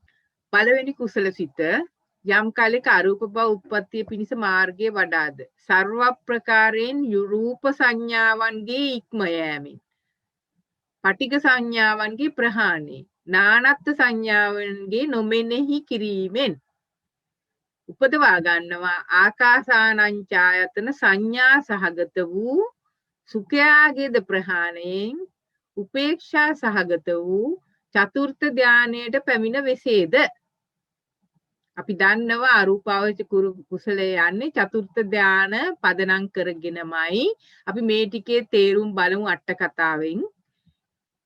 එසමයේ පස්සේ වෙයි අවික්කේපය වෙයි මේ ධර්මයෝ කුසලයෝය. මෙතන ඇතුලේ තියෙනවා අර පරෝපන්නාස ධර්ම ටික. එතකොට ඒ පළවෙනි අරූපසිත කුසලසිත දෙවැනි සිතේ කියන්නේ මේ ආකාරයට. අරූප බව උප්පත්ති පිණිස මාර්ගය වඩා සර්ව ප්‍රකාරයෙන් ආකාසන්නාංචායතනයේ ඉක්මවා විඥානංචායතන සංඥා සහගත වූ සුඛයාගේද ප්‍රහාණි උපේක්ෂා සහගත වූ මේ ටික එකමයි චතුත් ධාන පැමිණිට මෙසේද සමේ මේ විදියට දක්වලා තියෙනවා. ඊළඟට තුන්වෙනි අරූප ධාන කුසල සිත සර්ව ප්‍රකාරයෙන් විඥානංචායතනයේ ඉක්මවා ආකින්චඤ්ඤායතන සංඥා සහගත වූ අනිත්‍යකේ ආකාරයමයි. හතරවෙනි අරූප සිත සර්ව ප්‍රකාරයෙන් ආකින්චඤ්ඤායතනයේ ඉක්මවා නේව සංඥා සංඥායතන සංඥා සහගත වූ මේ ටික ඒකමයි. ওই විදිහට තමයි අරූප ධාන 11ක් අතුකේ දක්වලා තියෙන්නේ. දැන් අපි මේ කතා කරපු වචනවල තේරුම බලමු. කතාවේ කොයි ආකාරයකද දක්වලා තියෙන්නේ කියලා. මේ අර අපි ඉස්සෙල්ලා අර මහත්මයා කියපුවා මේකේ ගොඩාක් තියෙනවා උද්දුමාතක කියන්නේ කොහොමද විස්තර කරලා තියෙනවා මේවා කියව ගන්න. මෙතනින් පටන් ගන්නවා අරූපාවචර කුසලය. අරූපාවචර කුසලය දක්වන්නට නැවතත් කතමේ ධම්මා කුසල යන ආදී පටන් ගන්නා ලදී. තාම අපි මේ ඉන්නේ කතමේ ධම්මා කුසල. කුසල් සිත් 21ක් තියෙනවානේ. අපි මේ තාම කතා කරන්නේ කාමාවචර කුසල් සිත් 8 කතා කරා, රූපාවචර කුසල් සිත් ටික කතා කරා. දැන් අපි අරූපාවචර කුසල් සිත් 4 තමයි කතා කරන්නේ. එතකොට අරූපපත්තියා යනු අරූප භවයේ අරූපය. අරූපෙහි උප්පත්තිය අරූපපත්තිය වේ. එතකොට අරූපවත්තියා මග්ගම් භාවේති කියන්නේ අරූපේ උප්පත්තිය පිණිස මාර්ගය වඩයි. දැන් භාවනාවට වාඩි වෙච්ච පුද්ගලයා රූපාවචර ධාන වඩලා හතරවෙනි ධානයේදී එහෙම නැත්නම් පංච ක්‍රමයට නම් පස්වෙනි ධානයේදී අරූප ධාන කුසලයේ වඩන්න පටන් ගන්නවා. සබ්බසෝ සියලු ආකාරයෙන්ම කියලා තමයි මේකේ අර්ථය තියෙන්නේ. රූප සංඥා රූපාවචර ධානයන්ගේ වෙන උදාහරණ රූප මෙතන අපිට රූප සංඥාව කියන එක මෙතන විස්තර කරනවා. සමතික්කමා යනු විරාගයෙන්ද නිරෝගයෙන්ද කුමක් කියන රදද මේකේ කියන්නේ රූප සංඥාව ඉක්මවා යාමෙන් ආරම්භන සමතික්‍රමේනෝ කියා රූප සංඥාව කවරේද රූප සමාපත්තියට සමුද්‍රග්‍රහ සමාධි උපන්නේකට ඒ කියන්නේ රූප සංඥාව මෙන්න මේක තමයි රූප සංඥාව ඉක්මවා විතික්‍රමණය කළේද සමතික්‍රමණය කළේද කියලා විස්තර කරන්නේ. එතකොට රූප සංඥාව ඉක්මවලා ගිහිල්ලා දැන් තමයි මේ අරූප ධාන කුසලය වඩන්නේ. එහෙයින් සර්ව ප්‍රකාරයෙන් රූප සංඥාවන් සමතික්‍රමණයයි කියනු ලැබේ. මේ විදිහට කියලා මේ සමාපත්තිය ප්‍රථම ධානාදීන් මෙන් එක් කර්මණකම නොවේද හින් මේ අත ඊළඟට දෙවනි වචනේ අපි දැක්ක පටිඝ සංඥානං අත්තංගම. එතන පටිඝ සංඥාව කියන්නේ මොකද්ද? අපි පටිඝය කියලා කීප ආකාරයකට අර්ථකථනය කරන්න පුළුවන්. කියන්න පුළුවන් පටිඝය කියන අපි සාමාන්‍යයෙන් පටිඝය කියන අර්ථය මොකක්ද? මෙතන පටිඝය කියන්නේ මොකක්ද කියලා. මෙතන පටිඝය කියන්නේ අපි සාමාන්‍යයෙන් අපි දන්නවා පටිඝය කියලා කියනවා අපිට ද්වේෂසිතකටත් පටිඝය කියනවා. තිරුවන් සරණයි ගැටීම කියන එක. මෙතන කියන්නේ ද්වේෂය නෙවෙයි ගැටීම කියන එක. මෙතන විස්තර කරනවා ආරම්මණයන්ගේ ගැටීමෙන් උපන් සංඥාවෝ පටිඝ සංඥාවෝ. මේක හොඳට මතක තියාගන්න. මෙතන පටිඝ සංඥානං අත්තංගමා කියන්නේ අරූප මේ අරූපාවචර කුසල සිතේ පටිඝය කියන්නේ ආරම්මණයන්ගේ ගැටීමෙන් උපන් සංඥාවෝ පටිඝ සංඥාවෝ වෙත්. රූප සංඥාදීන්ට මේ නම ඊට පස්සේ මේ පටිඝ සංඥාව ස්පර්ශ අපි තව පොඩ්ඩක් බලමු පටිඝ සංඥා අස්තංග හරි මෙන්න මෙතන බලන්න පටිඝ සංඥාවන්ගේ අස්තංගමයෙන් ප්‍රහාණයෙන් නොයිපදීමෙන් නොපවත්ම කොට කියන ලද්දේ වෙයි. එතකොට පටිඝ සංඥානං අස්තංගමය කියන්නේ පටිඝ සංඥාවන්ගේ අස්තංගමයෙන් ප්‍රහාණයෙන් නොයිපදීමෙන් නොපවත්ම කොට කියන ලද්දේ වේ. ඒතර ප්‍රථම ධානාදීට සමවැදුනට කාම සංචේතනාවෝ නැත්තාහ. ඒ සමයේ සිත පංචද්වාර වශයෙන් නොපවති. මේක තවදුරටත් විස්තර කරනවා මේවා වෙනම කියව ගන්න. ඊට පස්සේ නානත්ත් සංඥා නම් අමනසිකාරෝ. මේ මොකද්ද මේ කියන්නේ? වෙනස් බවෙන් යුත් අරමුණෙහි පැවති සංඥාවන්ගේ හෝ නානත්යෙන් යුත් සංඥාවන්ගේ යම් හේකින් වනාහි මෝහු දැන් මෙතන විස්තර කරනවා මේවා විස්තර වැඩි නමුත් මේවා අවශ්‍යම වෙන්නේ නැහැ මේ දෙවෙනි අවුරුද්දේ ධම්මසංගණී මේ විභාගීකරණ මහත්මීන්ට නම් නමුත් මෙතන කියව ගන්න මේකත් ඇත්තටම මේ නානත්ත් සංඥා කියන එක විස්තර කරන ආකාරය අෂ්ඨකාමාවචර කුසල සංඥාව ඔන්න 8ක් ආවා. ද්වාදශ අකුසල සංඥාව මේ මොනවද කියන්නේ? ද්වාදශ අකුසල සංඥාව කුසල් සිත් 12 සංඥාව. එතකොට මෙතන අෂ්ඨකාමාවචර කුසල සංඥාව, ද්වාදශ අකුසල සංඥාව. එතකොට 12 8යි 20යි.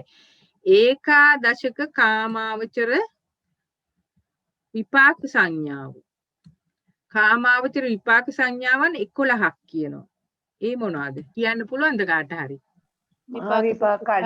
විපාක 8යි. සම්තිරණ 3යි. මේක කාමාවචරනේ කුසලනේ. එතකොට සම්පටිජ්ජන 1යි සම්තිරණ 2යි. එතකොට 8යි 3යි 11යි. 11යි. ඊට පස්සේ අකුසල විපාක සංඥාවෝ දෙදෙනාද. අකුසල විපාක සම්පටිජ්ජන 1යි සම්තිරණ 1යි. එතකොට 2යි. ඊළඟට කියනවා ඒකාදශ කාමාවචර ක්‍රියා සංඥාවෝ. ක්‍රියා 8යි ඊට පස්සේ අහේතුක ක්‍රියා 3යි. එතකොට 11යි. මෙසේ 44ක් වූ සංඥාවෝම නානත්වයෙන් යුක්තය. මෙන්න මේක තමයි අර නානත්ත් සංඥා නොමෙනෙහි කිරීමෙන් කියලා කියන්නේ. මේක බරපතල වැඩි නම් මේක මුලින්ම අහන මහත්මීන් මේක ගැන ගොඩාක් හිතන්න එපා. පස්සේ මේක ගැන හොඳට කියවලා බලන්න. එතකොට මේක ඉතාමත්ම පැහැදිලි වෙයි. නානත්ත් සංඥා මෙනෙහි කිරීමේ කියන්නේ නානත්ත් සංඥා 44ක් විස්තර කරනවා මෙතන. කාමාවචර, කුසල, අකුසල, කුසල විපාක, අකුසල විපාක, ඊට පස්සේ ක්‍රියා. ওই විදිහට 44ක් විස්තර කරලා කියනවා. අන්න ඒ නානත්ත් සංඥාවන් සම්පූර්ණයෙන්ම මෙනෙහි නොකිරීමෙන්. ඔන්න ওই විදිහට තමයි මේ නානත්ත් සංඥා නොමෙනෙහි කිරීමෙන් කියන එක විස්තර කරන්නේ. ඒක තව දුරටත් ওই විදිහට කියනවා. ඊළඟට කියනවා ආකාසානංචායතන සංඥා සහගතං. දැන් සංඥාව මොකද්ද? ආකාශය අනන්තයි කියන සංඥාව. එතන විස්තර කරනවා ආකාශය අනන්තයි ආකාසානංචායතනේ අන්නේ සංඥාවෙන්ම තමයි මේ ආකාසානංචායතන කුසල අරූප පළවෙනි කුසල සිත උපදවා ගන්න. මේක තමයි ආකාසානතර මෙතනට අපි කියනවා ඉගුඩු ආකාශයට නමක් කියලා. ඔන්න දැන් අපි පළවෙනි කාමාවචර කුසල සිත, පළවෙනි අරූපාවචර කුසල සිත, ආකාසානංචායතන කුසල සිත අපි විස්තර කරා.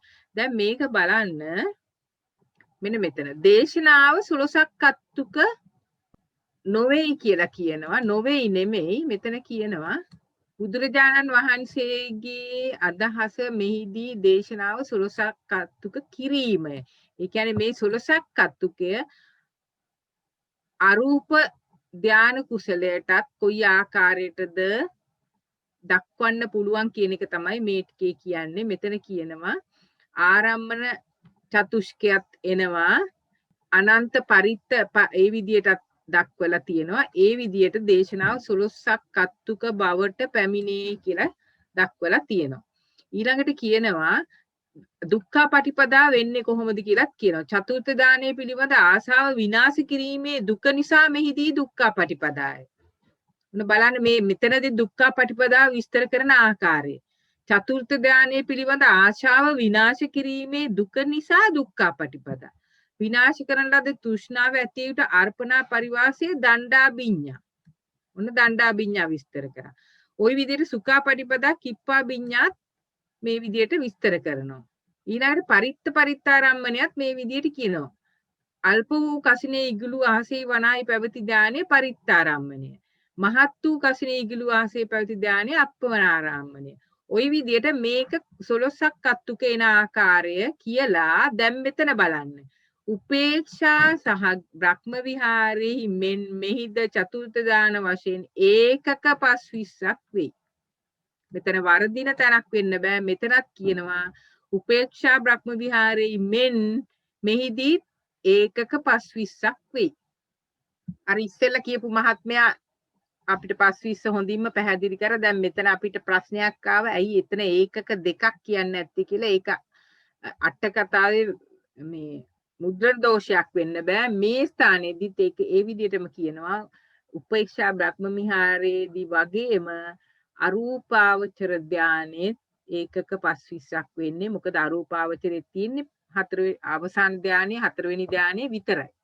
චතුර්ථ ධානයේ පමණයි. මෙතෙන්ට වෙනකම් පැහැදිලි වුණාද? එහෙමනම් අපි ඊළඟ අරූපාවචර දෙවනි කුසල සිතට යමු. විඥානංචායතනය. ඒතර ඒක පටන් ගන්නෙ මෙතනින් අට කතාවේ. අපි ඉස්සෙල්ලා ප්‍රකරණේ දැක්ක. ප්‍රකරණ ඊටාම මේ කෙටියෙන් විස්තර කරලා තියෙන්නේ. මේ අට කතාවේ කියන වැඩි විස්තරයක්.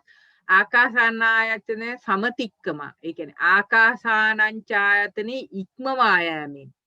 මෙසේ මේ ධානයේද අරමුණ දෙකම නොපැවැත්ම කිරීමෙන් මෙනෙහි නොකිරීමෙන් ඉක්මවා යෑමෙන් විඥානංචායතනයට පැමිණිය විසිය යුතුයි. එහෙයින් මේ දෙකම එක්කොට ආකාසානංචායතන සමතික්කමාය කියලා කියනවා. විඥානංචායතන සංඥා සහගතං කියනකොට විඥානය ආනංචය විඥානංච නොකියා විඥාන මෙතන අපිට විස්තර කරනවා අන්තයක් නැත යනු අනන්තය. අනන්තයම ආනංචයයි. ඔන්න ඔය විදිහට තමයි අනන්තය ආකාසානංචායතන සමාපatti ආශාව විනාශ කර දැමීම දුක්ඛේ නමේ දුක්ඛ පටිපදා වෙන හැටි කියනවා. විනාශ කරන ලද තෘෂ්ණාවේ අර්පණා පරිවාය දණ්ඩත්තෙන් දණ්ඩාභිඥා වෙන හැටි කියනවා. මේ දෙවනි සිත දුක්ඛාපටිපදා දණ්ඩාභිඤ්ඤා යෙදෙන හැටි තමයි මේ දක්වන්නේ. සුඛාපටිපදා කිප්පාභිඤ්ඤා.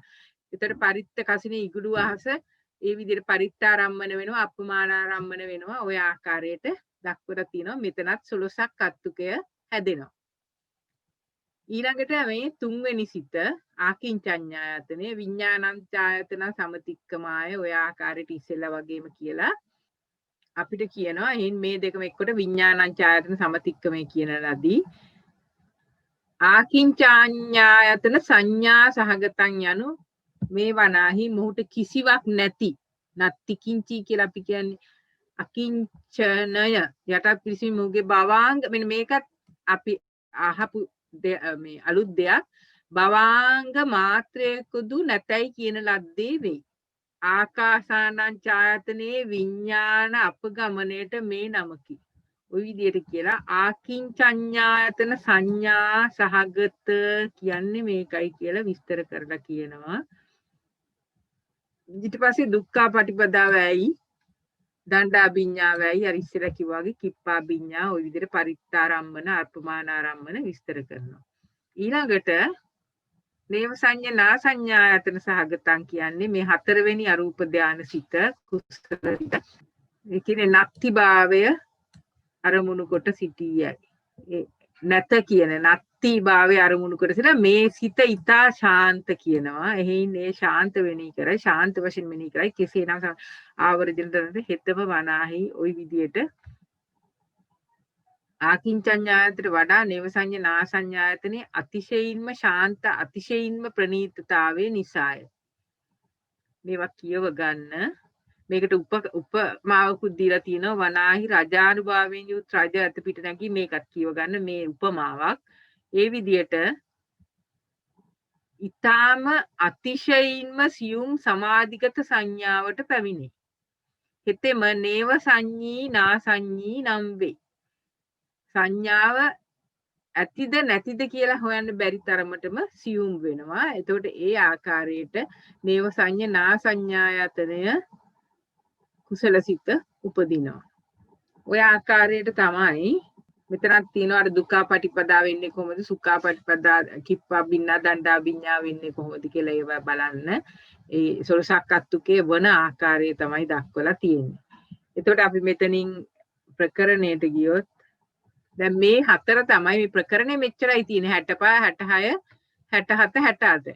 අපි අට කතාවෙන් මේ වචනවල ගොඩක් තේරුම් යම් ප්‍රමාණයකට අපි ඉගෙන ගත්තා. එතකොට මේ අරූප කුසලය මෙතනින් අවසానයි.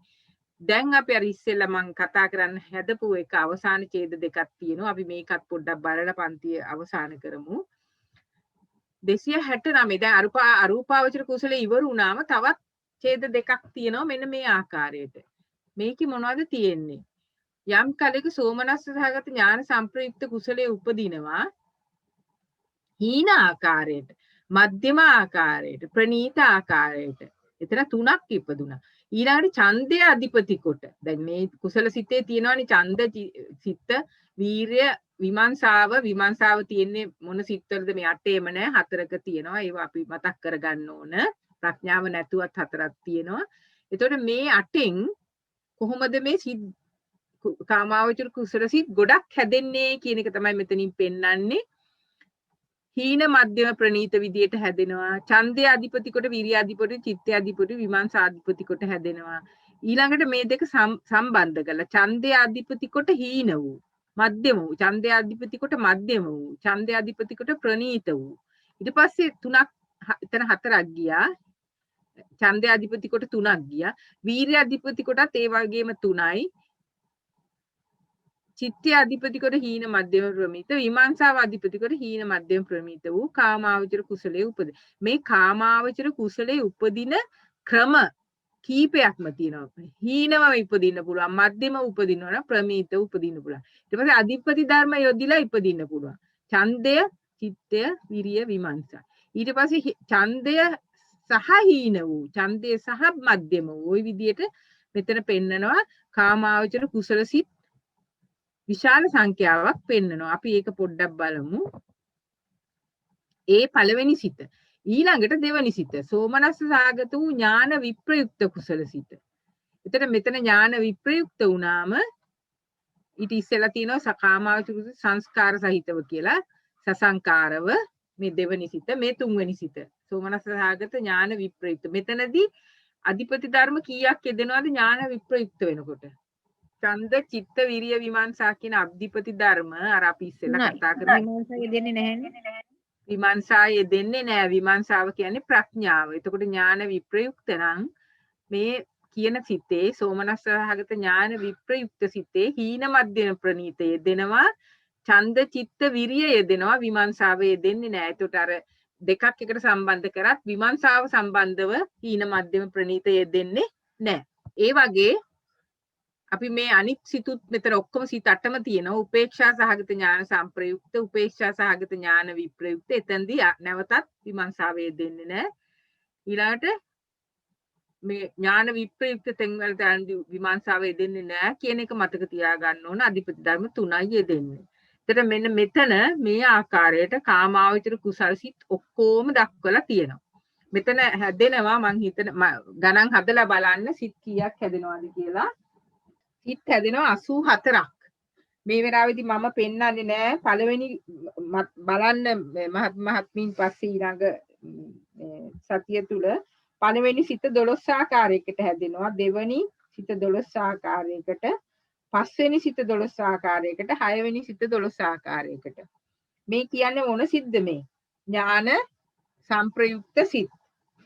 ඊළඟට තුන්වෙනි සිත, හතරවෙනි සිත, හත්වෙනි සිත, අටවෙනි සිත කියන ඒවා ඥාන විප්‍රයුක්ත සිත්. සෝමනස්ස සහගත, උපේක්ෂා සහගත. ඒවයි යෙදෙන්නේ විමර්ශාව නැහැ. එතකොට නව ආකාරයකටයි. එතකොට මේවා මේ ටික එකතු කරාම 12 ඒවා 4යි 9 ඒවා 4යි 48යි 36යි 84 ආකාරයකට සෝමනස්ස සහගත සිත හැදෙන ආකාරය, සෝමනස්ස සහගත කාමාවචර කුසල් සිත් 8 උපදින ආකාරය තමයි මේ දක්වලා තියෙන්නේ. එතකොට ඒ විදියටම රූපාවචර කුසල සිත්යත් මෙතන දක්වලා තියෙනවා. ඒවත් කියවලා බලන්න කොයි ආකාරද. මොකද රූපාවචර කුසල චිත්තය හැමතිස්සෙම ඥාන සංප්‍රයුක්තමයි. ඊළඟට ධාන විදියටත් ද්විතීය, තෘතීය, චතුර්ථ, පංචම මෙතන සිත් කොච්චර හැදෙනවද කියලා බලන්න. ඊළඟට අරූපාවචර කුසල චිත්තයටත් මේ ආකාරයටමයි චතුර්ථ ධානයේ පමණයි හීන මධ්‍යම ප්‍රණීත ඡන්දය ඊට පස්සේ විමර්ශාව චිත්තේ විරිය විමර්ශා මේ ආකාරයට අරූපාවචර සිත් දක්වලා තියෙනවා. දැන් අපිට ඊළඟට තියෙන ලෝකෝත්තර චිත්තය ඊළඟ සතිය අපි කරමු. එතකම් මේ කරපු කොටස් නැවත නැවත බලන්න, නැවත නැවත බහුලව බලනකොට තමයි මේවා අපිට පළවෙනි වතාවට අහපු ගමන් මේවා අපිට සිතට යන්නේ නැහැ. නැවත නැවත අට කතාවත් එක්ක කියවනකොට යම් ප්‍රමාණයකට ටිකෙන් ටික වැටහෙන්න මේ පටන් ගන්නවා. ඉතින් ඒ නිසා සමහර ගැඹුරු තරම් වැටහුනේ නැති වුණත් කමන්නේ. මොකද ඉදිරියේදී ඒවා අපිට අට කතාවේ තියෙන සියලුම දේවල් අපිට මේ වෙලාවේදී අපි දෙවෙනි වසරට අවශ්‍ය වෙන්නේ නැහැ. නමුත් අපි ඒක තේරුම් ගැනීම පහසු වෙන්න විස්තර කරා. නමුත් ප්‍රකරණයේ තියෙන ආකාරයට අනිවාර්යයෙන්ම අපි දැනගත යුතු වෙනවා. එතකොට අපි ලෝකෝත්තර චිත්තේ පටන් ගමු මෙතන ඊළඟ සතියේ ඉඳන්. එක කියවගෙන එන්න. එතකොට අපි කතා කරන එක පහසු වෙනවා තේරුම් ගන්න කියවගෙන ආවම. මෙතෙන්ට වෙනකන් අපිට යම් දෙයක් මේ ගැටළු සහගත යම් සාකච්ඡා කළ යුතු තැනක් තියෙනවා නම් විනාඩි කිහිපයක් අපිට මහත්මීන් ඉදිරිපත් කරන්න හැකි ආකාරයට තීරුම් කරලා දෙන්න. හොඳයි. අපේ කාල වේලාවත් 7:10 වෙනිදා අපි මෙතනින් නවත්තමු. මේ ඊළඟ සතිය තුල මේ කරපුවත් ඉදිරියට හොඳටම කියවන්න දෙතුන් සැරයක්. ඊළඟට ලෝකෝත්තර චිත්තේ කියවගෙන එන්න. එතකොට අපිට පහසුයි තේරුම් කරන්න. අපි කියනකොට තේරුම් ගැනීමට පහසු වෙනවා. මේ මහත්මීන්ට ඒ නිසා කියන්නේ. ඊළඟට දැන් අපි Skype එකේ අපිට ඊටාම කරුණාවෙන් ලක්ෂ්මී මහත්මිය මේවා රෙකෝඩ් කරලා දානවා. ඒවා දාන්න තමයි අපි Skype account එක හැදුවේ. නැතුව මේ පන්තිය සම්බන්ධ වෙන්න නෙමෙයි.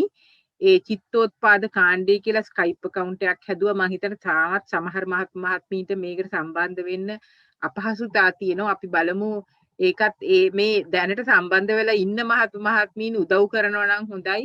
අපේ මේ ප ဋ ාණ සභාවේ මහත්මීන්ටත් දෙහිවල නන්දසේන මහත්මයාගේ මහත්මීන් කීප දෙනෙකුත් මෙතන ඉන්නවා මම හිතන හැටියට. ඒ සම්බන්ධ වෙලා නැති අයට සම්බන්ධ වෙන්න කියන්න මේ සාකච්ඡාවට. ඒ වගේම අපි Skype account එක චිත්තෝත්පාද කාණ්ඩය කියන එක හදන්න අවශ්‍ය උදව් පදව් අනිත් මහත්මීන් කරන්න. ඒක ලොකු පිනක් වෙනවා. මොකද ඒ Skype account එකෙන් තමයි මේක අපි දාන්නේ. මේ රෙකෝඩින්ග්ස් උයි අපිට මොන හරි සටහන් පෙන්වන්න ඕන නම් එහෙම නැත්නම් ඒවා ඉදිරිපත් කරන්න තියෙන තැන එතන. මේක සාකච්ඡාව අවසන් වුණාම මෙතනින් අවසන් වෙනවා. මේ සාකච්ඡාව නැවත නැවත බලන්න නම් අර රෙකෝඩින්ග් එක දකින්න නම් අහන්න නම් ඒකට අපිට මේ Skype එක අවශ්‍ය වෙනවා. ඉතින් ඉතා කරුණාවෙන් මම ඉල්ලා හිටිනවා කියන්න මේ පන්තිවල මහත්මීන්ට සම්බන්ධ වෙන්න කියලා. ඒ වගේ මේ Skype account එක චිත්තෝත්පාද කාණ්ඩය හදන්න උදව් කරන්න. බොහොම පිං. එහෙමනම් අපි පිං අනුමෝදන් කරලා අදට අවසන් කරමු. අපි කවුරු හරි මහත්මයෙක් ඉදිරිපත් වෙන පින් අනුමෝදන් කරන්න. සෑම දිනකටම තෙරුවන් සරණයි.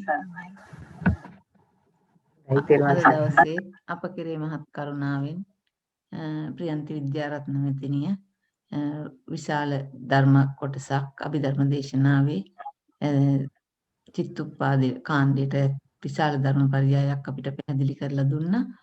ඔබතුමියගේ ධර්ම දේශනාමය කුසලානිසංසත් ඒ වගේම අප සැම රැස් කරගත්තා වූ යම් තාක් කුසලානිසංසයන් තියෙනවද ඒවත් ඒ සෑම දෙයක්ම අපි ලෝක ශාසන ආරක්ෂක දෙවියන්ට බ්‍රහ්මයින්ට අනුමෝදන් කරමු.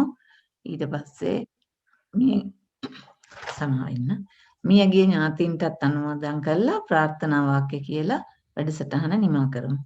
පළමු කොටම අපි දෙවියන්ට පින් දෙමු. ආකාසට්ටා ච බුම්මට්ටා දේවානාගා මහිද්దికා පුඤ්ඤන්තං අනුමෝදිත්වා චිරං රක්ඛන්තු සම්බුද්ධ ශාසනං. ආකාසට්ටා ච බුම්මට්ටා දේවානාගා මහිද්దికා පුඤ්ඤන්තං අනුමෝදිත්වා චිරං රක්ඛන්තු සම්බුද්ධ දේශනං. ආකාසට්ටා ච බුම්මට්ටා දේවානාගා මහිද්దికා පුඤ්ඤන්තං අනුමෝදිත්වා චිරං රක්ඛන්තු සම්බුද්ධ ශාවකා චිරං රක්ඛන්තු ත්වං සදා. මියගිය ඥාතීන්ට පින් දෙමු. ඉදම් මේ ඥාතීනං හෝතු සුඛිතා හොන්තු ඥාතයෝ. ඉදම් මේ ඥාතීනං හෝතු සුඛිතා හොන්තු ඥාතයෝ. ඉදම් මේ ඥාතීනං හෝතු සුඛිතා හොන්තු ඥාතයෝ. අපි මෙසේ ප්‍රාර්ථනා කරමු.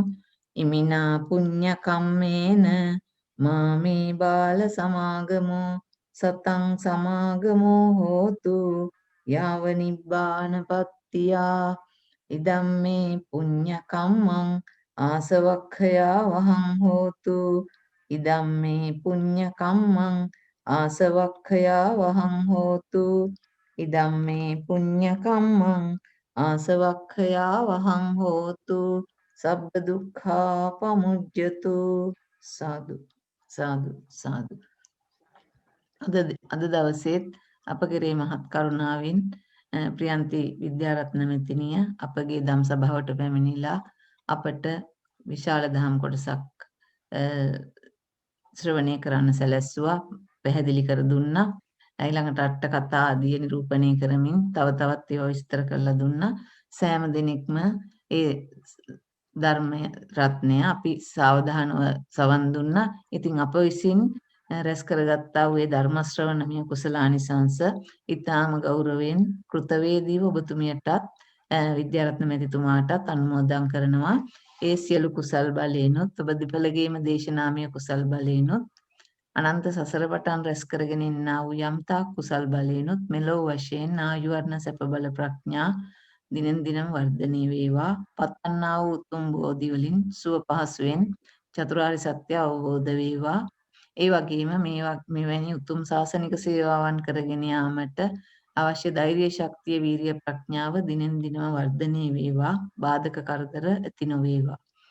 ඒ වගේම අපට මෙවැනි උතුම් වැඩසටහන් ඉතා දුර බැහැර සිට උනත් අහන්නට අනුමැතිය දීලා අපට අනුග්‍රහය දැක්වූ අතිපූජනීය නායක ස්වාමීන් වහන්සේ ප ဋ ාණ සභාවේ අතිපූජනීය නායක ස්වාමීන් වහන්සේට අවසරයි කොරතට වෙස්සබු ගෞරවනීය ස්වාමීන් වහන්සේට අපි පාද නමස්කාර පූර්වකව අනුමෝදන් කරනවා. මේ සියලු කුසල් බලයෙන් උන්වහන්සේටත් මෙලොව වශයෙන් නිදුක් නිරෝගී සුවපත් දීර්ඝායුෂ ජීවිතයක් ලැබේවා. පතන උතුම් බෝධියකින් සුව පහසුවෙන් චතුරාර්ය සත්‍ය අවබෝධ කරන්නට මේ පින් හේතු වේවා වාසනාව වේවා. උන්වහන්සේ විසින් කරගෙන යන්නා වූ අප්‍රමාණ වූ ශාසනික සේවාවල් නිරුපද්‍රිතව බාධක වලින් තොරව කරගෙන යාමට ත්‍රිවිධ රත්නයේ ආශිර්වාදය ලැබේවා. ඒ වගේම අපිට මේ වැඩසටහන් සම්පාදනය කරලා දීලා අපිට මේවට යොමු කරලා මේ සම්බන්ධීකරණ කටයුතු කරලා ඒ වැඩසටහන් සංවිධානය කරපු බෘණ මහත්මයාටත් නිරන්තරයෙන් වැඩසටහන් වලට සම්බන්ධ වෙමින් සම්බන්ධීකරණය කරන ජයන්ත රත්නායක මැතිතුමාටත් ඒ වගේම පටිගත කිරීම වලින් මේවා සංරක්ෂණය කරමින් බොහෝ පිරිසකට මෙතන ඉන්න මේ පිරිස නෙමෙයි ඊට වඩා බොහෝ පිරිසකට අනාගතයේදීත් අහන්න සලස්වන ලක්ෂ්මී මහත්මියටත් ඔබ හැමගේ පවුල් වල සෑම සියලුම දෙනාටත් මේ සියලු කුසල් එකසේ අනුමෝදන් වෙත්වා. ඒ වගේම ධර්මයේ ඉගෙන ගත්තා වූ ගෞරවනීය ස්වාමීන් වහන්සේලා ප්‍රදාන හැම දෙනාටත් මේ සියලු කුසල් අනුමෝදන් වේවා. සෑම සියලුම දෙනා මෙලොව වශයෙන් ආයු වර්ණ සැප බල ප්‍රඥා ලබත්වා. පතන උතුම් බෝධි වලින් සුව පහසුවෙන්ම චතුරාර්ය සත්‍ය අවබෝධ කරත්තා. සහභාගී වුණු සියලුම කලන මිතුරු මිතුරියන් සැමටත් ඒ ආකාරයෙන්ම ඊටම කෘතවේදීව පුණ්‍යානුමෝදනා කරනවා. ඔබ සැමගේ සහභාගීත්වය ඊටම වටිනවා. ඒ සියලු කුසල් බලෙන් ඔබ සැමටත් පවුල් වල සෑම සියලුම දෙනාටත් මේ ආකාරයටම නිදුක් නිරෝගී සුවපත් වාසනාවන්ත ජීවිත ලැබමින් සුව පහසුවෙන් චතුරාර්ය සත්‍ය අවබෝධ කරගන්නට හේතු වේවා වාසනාව වේවා. විද්‍යාරත්න මැතිණියත් ඒ විද්‍යාරත්න සර් ඒ අප සෑම සියලුම දෙනාත් ධර්මයේ ඉගෙන ගත්තා වූ ගෞරවනීය ස්වාමීන් වහන්සේලාටත් ගුරුතුමන්ටත් ඒ ආකාරයෙන්ම මේ සියලු කුසල් අනුමෝදන් වෙත්වා. උතුම් වූ නිවනින් සැනසෙත්වා. ඒ වගේම මේ කරන්නා වූ සියලුම ශාසනික සේවාවල් වල මේ පහළවන්නා වූ කුසල චිත්තයක් පාසා අත්පත් කරගන්නා වූ සියලු කුසල් බලයෙන් ලබන සතියේ ලබන්නා වූ අලුත් අවුරුද්ද සෑම සියලුම දෙනාට නිදුක් නිරෝගී සුවපත් වාසනාවන්ත අවුරුද්දක් වේවා කියලා ප්‍රාර්ථනා කරනවා. සෑම දිනාටම තෙරුවන් සරණයි. තෙරුවන් සරණයි ශ්‍රීමති මහත්මිය නේද? ඔබතුමියටත් මේ සියලුම පින් අයිති වේවා. ඒ වගේම සියලුම දෙනාට තෙරුවන් සරණයි. සාදු සාදු සාදු සාදු තෙරුවන් සරණයි. ගොඩක් පින් ශ්‍රී සර්ටත් මිස්ටර් තෙරුවන් සරණයි තෙරුවන් සරණයි. සියලු දෙනාටම තෙරුවන් සරණයි. තෙරුවන් සරණයි. සියලු දෙනාටම තෙරුවන් සරණයි. තෙරුවන් සරණයි.